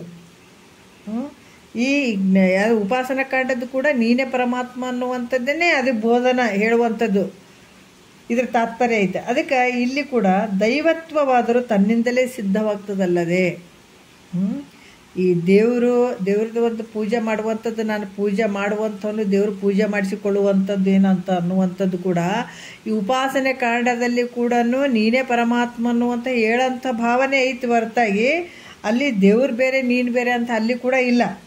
ಅದಕ್ಕೆ ಈ ಉಪಾಸನೆ ಕಾಂಡ ತಾತ್ಪರ್ಯ ಅದೇ ಇರುವಂಥದ್ದು. ಆದರೆ ಈ ದೈವತ್ವ ದೇವರು ಎಲ್ಲಿದೆ ಅಂತ ಅನ್ನುವಂಥದ್ದಾಗಲಿ, ಆ ದೇವ್ರು ಹಿಂಗದಂತಂದರೆ ಇದೆಲ್ಲವೂ ಕೂಡ ಎಲ್ಲಿಂದ ಅದು ಸಿದ್ಧ ಆಯ್ತಂದ್ರೆ ನಿನ್ನಿಂದನೇ ಸಿದ್ಧ ಆಗ್ತದೆ. ದೈವ ಕೂಡ ನಿನ್ನಿಂದನೇ ಸಿದ್ಧ ಆಗ್ತದೆ. ಅದಕ್ಕೆ ನೀ ಮಾಡಿ ದೇವರಿಗೆ ಅಂಜಿ ನೀವು ಕುಂತು ಅಂತ ಹೇಳುವಂಥದ್ದು ಮಹಾತ್ಮರು ನೋಡ್ರಿ, ಇದನ್ನೆಲ್ಲ ತಿಳ್ಕೊಂಡು ಕುಡ್ದಾಡಿದ್ರು ಅವರು. ಅದಕ್ಕೆ ನಿನ್ನಿಂದನೇ ಸಿದ್ಧ ಆದಂಥ ದೈವಗಳು ಹೆಂಗೆ ಸಿದ್ಧ ಆಗ್ತಾವಂದ್ರೆ ನಿನ್ನಿಂದನೇ ಸಿದ್ಧ ಆಗಿದ್ದಾವು. ಈ ದೈವ ಆದರೂ ಕೂಡ ತನ್ನಿಂದಲೇ ಸಿದ್ಧ. ಅದರಿಂದ ನೀ ದೈವದಿಂದ ನೀ ಸಿದ್ಧನಾಗಿಲ್ಲ, ದೇವರಿಂದ ನೀನು ಹುಟ್ಟಿಲ್ಲ. ಎಷ್ಟು ಅದ್ಭುತವಾಗಿ ಹೇಳ್ತಾರೆ ನೋಡ್ರಿ. ಈ ದೈವದಿಂದ ನೀನು ಉತ್ಪನ್ನ ಆಗಿಲ್ಪ, ಆದ್ರೆ ನಿನ್ನಿಂದ ಅವು ಉತ್ಪನ್ನ ಆಗಿದ್ದಾವ. ಅದರಿಂದ ನಾನು ಉಪಾಸನ ಕಾಂಡಕ್ಕೂ ಮೂಲ ಕಾರಣನಾಗಿದ್ದೀನಿ ಅಂತ ಹೇಳುವಂಥದ್ದು ವಿಚಾರ ಮುಂದೆ ಹೇಳ್ತಾರೆ ಅವರು.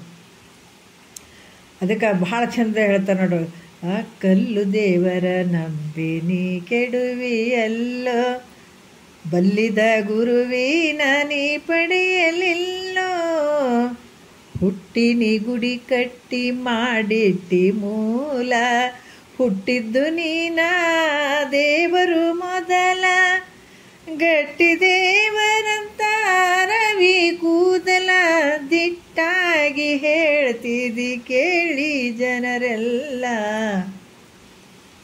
ನೀ ಮಾಡಿ ದೇವರಿಗೆ ಅಂಜಿ ನೀ ಕುಂತು, ಕಾಮಾದಿಗಳಿಗಾಗಿ ಹರಕಿಯ ಹೊತ್ತು, ಸುಮ್ಮನೆ ತಿರುಗಿದೆ 5-6 ಸುತ್ತು, ತಮ್ಮ ಹೋಗುವಿ ನಾಯಿ ನರಿಯಂತೆ ಸತ್ತು. ಎಷ್ಟು ಅದ್ಭುತವಾಗಿ ಹೇಳ್ತಾರೆ. ಅದಕ್ಕೆ ಉಪಾಸನೆ ಕಾಂಡ ಏನು, ದೇವ್ರು ಬೇರೆ ನಾನು ಬೇರೆ, ಅದು ಬೇರೆ, ಅದು ಪೂಜೆ ಮಾಡಿಸ್ಕೊಳ್ಳುವಂಥದ್ದು, ನಾ ಪೂಜೆ ಮಾಡುವಂಥವನು ಅದು ದೊಡ್ಡದು, ನಾನು ಸಣ್ಣವಂತ ನೀನೇನು ಹೇಳಕತ್ತೀಯಪ್ಪ. ಆದ್ರೆ ಅವು ದೇವ್ರು ಎಲ್ಲಿಂದ ಹುಟ್ಟ್ಯಾವ? ನಿನ್ನಿಂದ ಹುಟ್ಟಿದು. ಆದ್ರೆ ಒಂದು ಮಾತು ಮಾತ್ರ ಬಸವಾನಂದ್ರ ತಾತವ್ರು ಒಂದು ಮಾತು ಹೇಳ್ತಿದ್ರು ಮಧ್ಯೆ. ನನಗೆ ತುಂಬ ದಿವಸ ಈ ಮಾತು ಗೊತ್ತಿರಲಿಲ್ಲ. ನೀ ಹುಟ್ಟಿದ ಮಗನಿಗೆ ನೀನೇ ನಮಸ್ಕಾರ ಮಾಡ್ತೀನಿ ಅಂತಿದ್ರು. ಎಂಥ ಒಂದು ಮಾತಾಡ್ತಿದ್ರಿ ಅವರು. ನನಗೆ ಭಾಳ ದಿವಸದಿಂದ ನನಗೆ ಅರ್ಥನೇ ಆಗಿರಲಿಲ್ಲ. ಏನು ಹಿಂಗೆ ಹೇಳ್ತಾರ ಈ ಮಧ್ಯೆ ಹೇಳೋರು. ಎಲ್ಲಿದನ್ನ ಆ ದೇವ್ರು ಏನು ಮಾಡ್ತಾವೆ ನಿನಗೆ? ನಿನಗೆ ಅಷ್ಟು ಧೈರ್ಯ ಇಲ್ಲ ನಿನಗೆ? ದೇವ್ರಂದಾಗ ದುಬುಕ್ಕನ್ನು ಬೀಳ್ತೀಯ, ಹೋಗಿ ಪಾದಕ್ಕೆ ನಮಸ್ಕಾರ ಮಾಡ್ತೀಯ. ಅವು ಏನು ಮಾಡ್ತಾವೆ? ಮೂಗ್ನಾಗ ಉಸಿರಿರ್ಲಾರ್ದು. ಅವ್ರು ಪದೇ ಹೇಳಿದ್ರು, ನೀನು ಹುಟ್ಟಿದ ಮಗನಿಗೆ ನೀನೇ ನಮಸ್ಕಾರ ಮಾಡ್ತೀನ ಅಂತన్నారు. ನನಗೆ ತುಂಬ ದಿವಸ ಗೊತ್ತಾಗಿರಲಿಲ್ಲ. ಆಮೇಲೆ ಗೊತ್ತಾಯ್ತು ನನಗೆ, ಓಹೋ ಅದು ದೇವರು ಎಲ್ಲಿಂದ ಹುಟ್ಟ್ಯದ? ನಿನ್ನಿಂದ ಹುಟ್ಟಿದಂಥದ್ದು. ಅದಕ್ಕೆ ನೀ ಮಾಡಿ ದೇವರಿಗೆ ಅಂಜಿ ನೀ ಕುಂತು, ಕಾಮಾದಿಗಳಿಗಾಗಿ ಹರಕೆಯ ಹೊತ್ತು, ಸುಮ್ಮನೆ ತಿರುಗಿದೆ 5-6 ಸುತ್ತು, ತಮ್ಮ ಹೋಗುವೆ ನಾಯಿ ನರಿಯಂತೆ ಏಟು ಮಾಡಿದೇನು, ಕೊನೆಗೆ ಏನು ಮಾಡ್ತೀಯೋ ಅದು ನಾಯಿ ನರಿಯಂಗೆ ಸತ್ತು ಹೋಗ್ತೀನಿ ನೀನು ಕೊನೆಗೆ. ಇದನ್ನು ಅರ್ಥ ಮಾಡ್ಕೊಳ್ಳಾರ್ದ ಗುರುಗಳು ಹಂಗೆ ಹೇಳ್ತಾರೆ, ಹಿಂಗೆ ಹೇಳ್ತಾರೆ, ಹಿಂಗೆ ಹೇಳ್ತಾರೆ, ಹಂಗೆ ಹೇಳ್ತಾರೆ. ಯಾಕೆ? ಉದ್ದೇಶ ಏನು? ನೀನು ಕೊನೆಗೆ ನಾಯಿ ನರಿಯಂಗೆ ಸತ್ತು ಹೋಗಬೇಡ. ನಾಯಿ ನರಿಯಂಗೆ ಸತ್ತಿದ್ದಿ, ಭಾಳ ದಿವಸದಿಂದ ಸತ್ಕೋತ ಬಂದಿದ್ದು. 1 ವರ್ಷ ಅಲ್ಲ, 1 ಜನ್ಮ ಅಲ್ಲ ಬಂದದ್ದು. ಭಾಳಷ್ಟು ಹೀನಾಯವಾದಂಥ ಗರ್ಭಕ್ಕೆ ಬಂದಿದೆ, ಹೀನಾಯವಾದಂಥ ಜನ್ಮಗಳಿಗೆ ಬಂದಿದೆ. ಹಂಗೆ ಸತ್ತು ಹೋಗಿದೆ. ಹೀಗೆ ಹಂಗೆ ಹೋಗ್ಬೇಡಪ್ಪ, ಹೀಗೆ ಮಾಡಿ ಬಂದಿದೆ. ಅದಕ್ಕೆ ಈಗೆಲ್ಲಕ್ಕೂ ಆಧಾರ ಅದೇ, ನಿನ್ನ ಸ್ವರೂಪ ಐತೆ, ನಿನ್ನಲ್ಲಿ ಇವೆಲ್ಲ ತೋರ್ತಾವ. ಹಿಂಗೆ ಹೋಗ್ಬೇಡ ಅನ್ನುವಂಥದ್ದು ಹೇಳೋ ಉದ್ದೇಶ ಅಷ್ಟೇ. ಏನೋ ಅಭೇದ ದರ್ಶನಂ ಜ್ಞಾನಂ ಅಂತ ಹೇಳ್ತಾರೆ. ಭೇದ ದರ್ಶನಂ ಅಲ್ಲ, ಭೇದ ಇದ್ದುಕೊಂಡೇ ನಾವು ಇಷ್ಟೆಲ್ಲ ಕಷ್ಟಕ್ಕೆ ಬಂದಿದ್ದೀವಿ ನಾವು. ಅದಕ್ಕೆ ಇಲ್ಲಿ ಕೂಡ ಹೇಳ್ತಾರೆ, ಈ ಉಪಾಸನ ಕಾಂಡಕ್ಕೂ ಕೂಡ ಮೂಲ ಕಾರಣವಾಗಿರುವಂಥದ್ದು ನಿನ್ನ ಸ್ವರೂಪನೇ. ಇದನ್ನು ನೋಡಿ, ಒಂಚೂರು ನೋಡಿಬಿಡೋಣ. ಅರಿವಿಂದೇ ಕಲ್ಪಿಸಲರಿಯದಿರ್ದೊಡೆ ದೈವ ವರಿಸಿದೊಡ ಒಳ ಹೊರಗೆಲ್ಲಿಯೂ ಕುರು ಹಿಡಿಯಲಿಲ್ಲ. ಆವ ತೆರದಿಂದಲ್ ಅರಿವು ಒಂದೇ ಪೆರತಾಗಿ ಮಿಕ್ಕ ತೋರಿಕೆಗಳುಂಟೆ. ಎಷ್ಟು ಅದ್ಭುತವಾಗಿ ಹೇಳ್ತಾರ ನೋಡ್ರಿ. ಗಣಪತಿ ಐತೆ, ಎಲ್ಲ ಕಡೆ ಗಣಪತಿನ ಕುಂದಿರ್ಸ್ಯಾರ ಅಲ್ಲ, ಎಲ್ಲ ಕಡೆ ಗಣಪತಿನ ಕೂಡ್ಸ್ಯಾರ, ಎಲ್ಲರ ಮನೆಗೂ ಕೂಡಿಸಿದಾರ. ಅದರ ಗಣಪತಿ ಮ್ಯಾಲೆ ಆಭರಣಗಳು ಅದಾವ, ಬಟ್ಟಿಗಳು ಅದಾವ, ಅದೇ ಬಟ್ಟಿಗಳು ಅದಾವ. ಇಲ್ಲಿ ಐತೆ ಎಲ್ಲ ಗಣಪತಿ ಮೇಲ್ಗಡೆ ಆಭರಣಗಳು, ಸಮೃದ್ಧಿ ಕಿರೀಟ ಅದಾವ, ಮುತ್ತುಗಳು ಪೂಣಿಸ್ದಂಗೆ ಅದಾವ, ಎಲ್ಲ ಅದಾವ. ಆದ್ರೆ ಅದ್ರಾಗ ಏನದಿರೋದು ಮುಖ್ಯವಾಗಿ ಮಣ್ಣೆ ಅದ. ಎಲ್ಲ ಒಂದು ಆಭರಣಗಳನ್ನು ತೊಗೊಳ್ರಿ ಮಣ್ಣೆ ಅದ, ಬಟ್ಟೆಗಳು ತೊಗೊಳ್ರಿ ಮಣ್ಣೆ ಅದ, ಕಿರೀಟ ತೊಗೊಳ್ರಿ ಮಣ್ಣೆ ಅದ, ಆ ಇಲಿನ ತೊಗೊಳ್ರಿ ಮಣ್ಣೆ ಅದ, ಎಲ್ಲಟು ಮಣ್ಣೆ ಅದಲ್ಲಿ ಇರೋವಂಥದ್ದು. ಹೌದಾ? ಆದರೆ ಮುಖ್ಯವಾಗಿರುವಂಥದ್ದು ಮಣ್ಣು. ನಾಮರೂಪದಿಂದ ಬೇರೆ ಅನ್ಸಕತ್ತೇವ. ಅದೇ ರೀತಿ ಕೂಡ ಇಲ್ಲಿ ಹೇಳ್ತಾರೆ, ಅರಿವಿಂದೇ ಕಲ್ಪಿಸಲರಿಯದಿರ್ದೊಡೆ. ಕಲ್ಪನೆ, ಯಾಕಂದ್ರೆ ಜ್ಞಾನ ಸ್ವರೂಪನಾದ ತನ್ನಿಂದ ಕಲ್ಪನೆಯನ್ನು ಮಾಡದೆ ಹೋದರೆ, ದೇವರೆಂಬುದು ವಿಚಾರ ಮಾಡಿದರೆ ದೇಹದ ಒಳಗ ಹೊರಗು ಯಾವ ಸ್ಥಳದಲ್ಲಿಯೂ ಯಾವ ರೀತಿಯಿಂದಾದರೂ ಗುರುತಿಸಲಿಲ್ಲ ನೋಡ್ರಿ. ಯಾಕಂದ್ರೆ ಒಂದೇ ಅರಿವಿನ ಹೊರತಾಗಿ ಬೇರೆ ಪ್ರತೀತಿಗಳು ಅದಾವೇನೋ? ಇರುವಂಥದ್ದು ಮಣ್ಣು ಒಂದೇನೆ, ಎಲ್ಲ ಕಡೆ ಇರುವಂಥದ್ದು ಮಣ್ಣಿನಿಂದ ಗಣಪತಿ ಒಬ್ಬವನೇ, ಒಂದೇ ಮಣ್ಣು, ಬೇರೆ ಅಂತೂ ಏನು ಇಲ್ಲವೇ ಇಲ್ಲ. ಅದರಂಗೆ ಜಗತ್ತಿನಲ್ಲಿ ತೀರ್ಥಯಾತ್ರೆಗಳಲ್ಲೇ ಆಗಲಿ ಅಥವಾ ದೇವಸ್ಥಾನಗಳಲ್ಲೇ ಆಗಲಿ ಬಂಗಾರ, ಬೆಳ್ಳಿ, ಕಂಚು, ತಾಮ್ರ, ಏನು ಕಲ್ಲು, ಕಟ್ಟಿಗೆ ಎಲ್ಲ ದೇವ್ರ ಏನು ಮೂರ್ತಿಗಳನ್ನು ಮಾಡಿದಾರ, ಇವೆಲ್ಲ ದೇವ್ರಂತ ಏನು ಪೂಜೆಗೆ ಯೋಗ್ಯಗಳಾಗಿದ್ದಾವೆ ಅಲ್ಲ. ಎಲ್ಲಷ್ಟು ಕಟ್ಟಿಗೆಯಿಂದ ಮಾಡಿದಾರ, ಕಂಚು, ತಾಮ್ರ, ಹಿತ್ತಾಳಿ, ನಾನಾ ರೀತಿಯಿಂದ ದೇವ್ರನ್ನು ಮಾಡಿದ್ದಾರೆ. ಇವು ಯಾವ ರೀತಿ ಅಂದರೆ, ಇಂಥ ಸಗುಣ ದೇವತಾ ಮೂರ್ತಿಗಳಾಗಲಿ ಅಥವಾ ನಿರ್ಗುಣ ನಿರಾಕಾರವಾದಂಥ ಮಾಯ ಉಪಾದಿಯಿಂದ ಕೂಡಿದ ಈಶ್ವರನೇ ಆಗಿರಲಿ, ಈ ಅಂದರೆ ಸಗುಣ ನಿರ್ಗುಣಗಳಾದಂಥ ಉಭಯ ವಿಧಿ ದೇವತ್ವವನ್ನು ಸಿದ್ಧ ಮಾಡಬೇಕಾದ್ರೆ ಜ್ಞಾನ ರೂಪದ ನಿನ್ನಿಂದಲೇ ಸಿದ್ಧ ಆಗ್ತವಿಲ್ಲ. ಈ ಸಗುಣ ನಿರ್ಗುಣಗಳಾದಂಥ ಉಭಯ ವಿಧಿ ದೇವತ್ವ ಇದ್ರೆ ಇದು ಇಂಥ ದೇವರು, ಇದು ಇಂಥ ದೇವರು, ಇದು ಹಿಂಗಾದ, ಈ ಮೂರ್ತಿ ಹಿಂಗಾದ ಅಂತ ಹೇಳಿಬಿಟ್ಟು ಯಾವುದರಿಂದ ಸಿದ್ಧ ಆಯಿತು? ಮಾಡಿದಂಥವ್ನು ಯಾರು? ನೀನೇ. ಅದಕ್ಕೆ ಜ್ಞಾನ ರೂಪನಾದಂಥ ನಿನ್ನಿಂದನೇ ಇವೆಲ್ಲ ಸಿದ್ಧ. ಅದು ಈ ಕಟ್ಟಿಗೆಯಿಂದ ಮಾಡಿದಂಥದ್ದು, ಆಮೇಲೆ ತಾಮ್ರದಿಂದ ಮಾಡಿದಂಥದ್ದು, ಕಲ್ಲಿನಿಂದ ಮಾಡಿದಂಥದ್ದು, ಕಟ್ಟಿಗೆಯಿಂದ ಮಾಡಿದಂಥದ್ದು, ಬಂಗಾರ ಬೆಳ್ಳಿ ಎಲ್ಲ ನಿನ್ನಿಂದಲೇ ಸಿದ್ಧ ಆಯಿತು ಹೊರತು ತನ್ನನ್ನೇ ಬಿಟ್ಟರೆ ಒಳವರೆಗೆ ದೇವರೇ ಇಲ್ಲ ನೋಡ್ರಿ. ನಿನ್ನನ್ನು ಬಿಟ್ಟರೆ ಒಳಗಾಗಿರ್ಬೋದು ಹೊರಗಾಗಿರ್ಬೋದು ದೇವರು ಸಿದ್ಧಿಸೋದೇ ಇಲ್ಲ, ಇಲ್ಲವೇ ಇಲ್ಲ. ಯಾಕಂದ್ರೆ ಉಪಾಸಕರು ಧಾನ್ಯದ ಸೌಕರ್ಯಕ್ಕಾಗಿ ದೇಹದ ಒಳಗಾಗಲಿ ಅಥವಾ ಹೊರಗಾಗಲಿ ದೇವರು ಅಂತ ಬಯಸ್ಕೊಂಡು ಧ್ಯಾನ ಮಾಡ್ತಾರೆ. ಈಗ ಧ್ಯಾನ ಮಾಡಿದ್ರೆ ತಮ್ಮದೇನಾದ್ರೆ ತಮಗೇನಾದ್ರೂ ಬೇಕಾದ್ರೆ ಏನಾದರೂ ಇಂಥ ಸೌಕರ್ಯಕ್ಕಾಗಿ ತಮ್ಮ ಧಾನ್ಯದ ಸೌಕರ್ಯಕ್ಕಾಗಿ ಏನು ಮಾಡ್ತಾರೆ? ದೇಹದ ಒಳಗ ಆಗಲಿ ಅಥವಾ ಹೊರಗಾಗಲಿ ದೇವರನ್ನು ಭಾವಿಸ್ಕೊಂಡು ಅದನ್ನು ಧ್ಯಾನ ಮಾಡ್ತಾರೆ. ಯಾಕಂದ್ರೆ ಒಳಗನ ನೀ ಧ್ಯಾನ ಮಾಡು, ಹೊರಗರ ಧ್ಯಾನ ಮಾಡು, ಹೊರಗರ ತಿಳ್ಕೊ, ನೀವು ಒಳಗರ ತಿಳ್ಕೊ. ಆದ್ರೆ ಎಲ್ಲ ದೇವರುಗಳು ಯಾವುದರಿಂದ ಕಲ್ಪಿಸಿದಾವ? ಇಂಥ ದೇವರೇ ಹಿಂಗಾದ ಅಂತೇಳಿ ಎಲ್ಲಿಂದ ಕಲ್ಪಿತ ಆಗಿದ್ದಾವ್ರಿ ಇವೆಲ್ಲ? ಅವು ನಿನ್ನಿಂದನೇ ಆಗಿದ್ದಾವ, ಹೌದಲ್ಲ? ಎಷ್ಟೋ ದೇವ್ರುಗಳು ಅಂತ ಹೇಳಿ ತಿರುಗ್ತೀವಿ ನೋಡು. ಯಾರು ಮಾಡಿದ್ರು ಅವೆಲ್ಲ? ಎಲ್ಲೋ ಒಳಗೆ ಕುಂತಿರ್ತಾವೆ ನೋಡು. ಎಲ್ಲೋ ಒಂದು ಮೂರ್ತಿ ಕೆಳಗೆ ಕುಂತಿತ್ತು ಅಂತಂದ್ರೆ ಅದೇನೋ ತೆಗಿಲಕ್ಕೆ ಹೋದಾಗ ಅದು ಮೂರ್ತಿ ಸಿಕ್ಕಿತ್ತಂದ್ರೆ ಮತ್ತೆ ತಂದು ಅದನ್ನು ಗುಡಿಯಾಗ ಸ್ಥಾಪನೆ ಮಾಡಿ ಅದು ಮಾಡುವಂಥದ್ದಾಗಿರ್ಬೋದು. ಅವೆಲ್ಲ ಮೂರ್ತಿಗಳು ಅದೆಲ್ಲ ಸ್ಥಾಪನೆ ಮಾಡಿದ್ದಾರೆ ಯಾರು? ನೀನೇ. ಎಲ್ಲನೂ ನೀನೇ ಮಾಡೋದು, ನಿನ್ನಿಂದನೇ ಆಗುವಂಥದ್ದು. ಅದು ಮೂರ್ತಿ ನಿನಗೆ ಫಸ್ಟ್ ಆ ಕಲ್ಪನೆ ಬಂದಿರುವಂಥದ್ದು, ನಿನ್ನ ಅರಿವಿನ ಸ್ವರೂಪದಲ್ಲೇ ಆ ಕಲ್ಪನೆ ಬಂದಿರುವಂಥದ್ದು ನಿನ್ನ ಸ್ವರೂಪದಲ್ಲೇ. ಹಿಂಗೇ ಇರಬೇಕು. ಪರಮಾತ್ಮನ ಸಗುಣ ರೀತಿಯಿಂದ ಪರಮಾತ್ಮ ಹಿಂಗೇ ಇರಬೇಕು ನೋಡ್ರಿ. ಪ್ರತಿಯೊಂದು ಗಣಪತಿ ಹಿಂಗೇ ಇರಬೇಕು, ಇದೇ ಥರ ಸೊಂಡಿಲಿರಬೇಕು. ಲಕ್ಷ್ಮಿ ಹಿಂಗೇ ಇರಬೇಕು, ಪಾರ್ವತಿಗೆ ಹಿಂಗೇ ಇರಬೇಕು. ಎಲ್ಲ ಎಲ್ಲಿಂದ ಸಿದ್ಧ ಆಗಿದ್ದಾವೆ ಇವೆಲ್ಲ? ನಿನ್ನಿಂದನೇ, ನೀನೇ ಮಾಡಿದಂಥದ್ದು. ಅದಕ್ಕೆ ಅರಿವಿಂದಲೇ ಕಲ್ಪಿಸುವಂಥವು. ಅರಿವು ಒಂದು ಇಲ್ದಿದ್ರೆ ಒಳಗಾಗಲಿ ಹೊರಗಾಗಲಿ ದೇವರನ್ನುವಂಥ ನುಡಿಯೇ ಹೊರಬೀಳ್ತಿರ್ಲಿಲ್ಲ. ಅರಿವಿನಿಂದಲೇ ಈ ದೈವತ್ವ ಸಿದ್ಧಿ ಆಯಿತು ಹೊರತಾಗಿ ದೇವರು, ಯಾಕಂದ್ರೆ ದೇವರಿಂದ ಅರಿವು ಸಿದ್ಧಿಸಿಲ್ಲ. ಇದನ್ನೇ ಹಿಡ್ಕೊಂಡು ನಾಳೆ ಮಾತಾಡೋಣ. ಭಾಳ ಒಳ್ಳೆ ವಿಚಾರಗಳು ಅದಾವ. ಇದನ್ನು ಹಿಡ್ಕೊಂಡು ಮತ್ತೆ ನಾಳೆ ಮಾತಾಡೋಣ. ಒಂದೆರಡು ಮತ್ತು ಗುರುವಿಪಾದಕ್ಕೆ ಅರ್ಪಿಸಿ ಹರವನ್ನು ನೋಡೋಣ.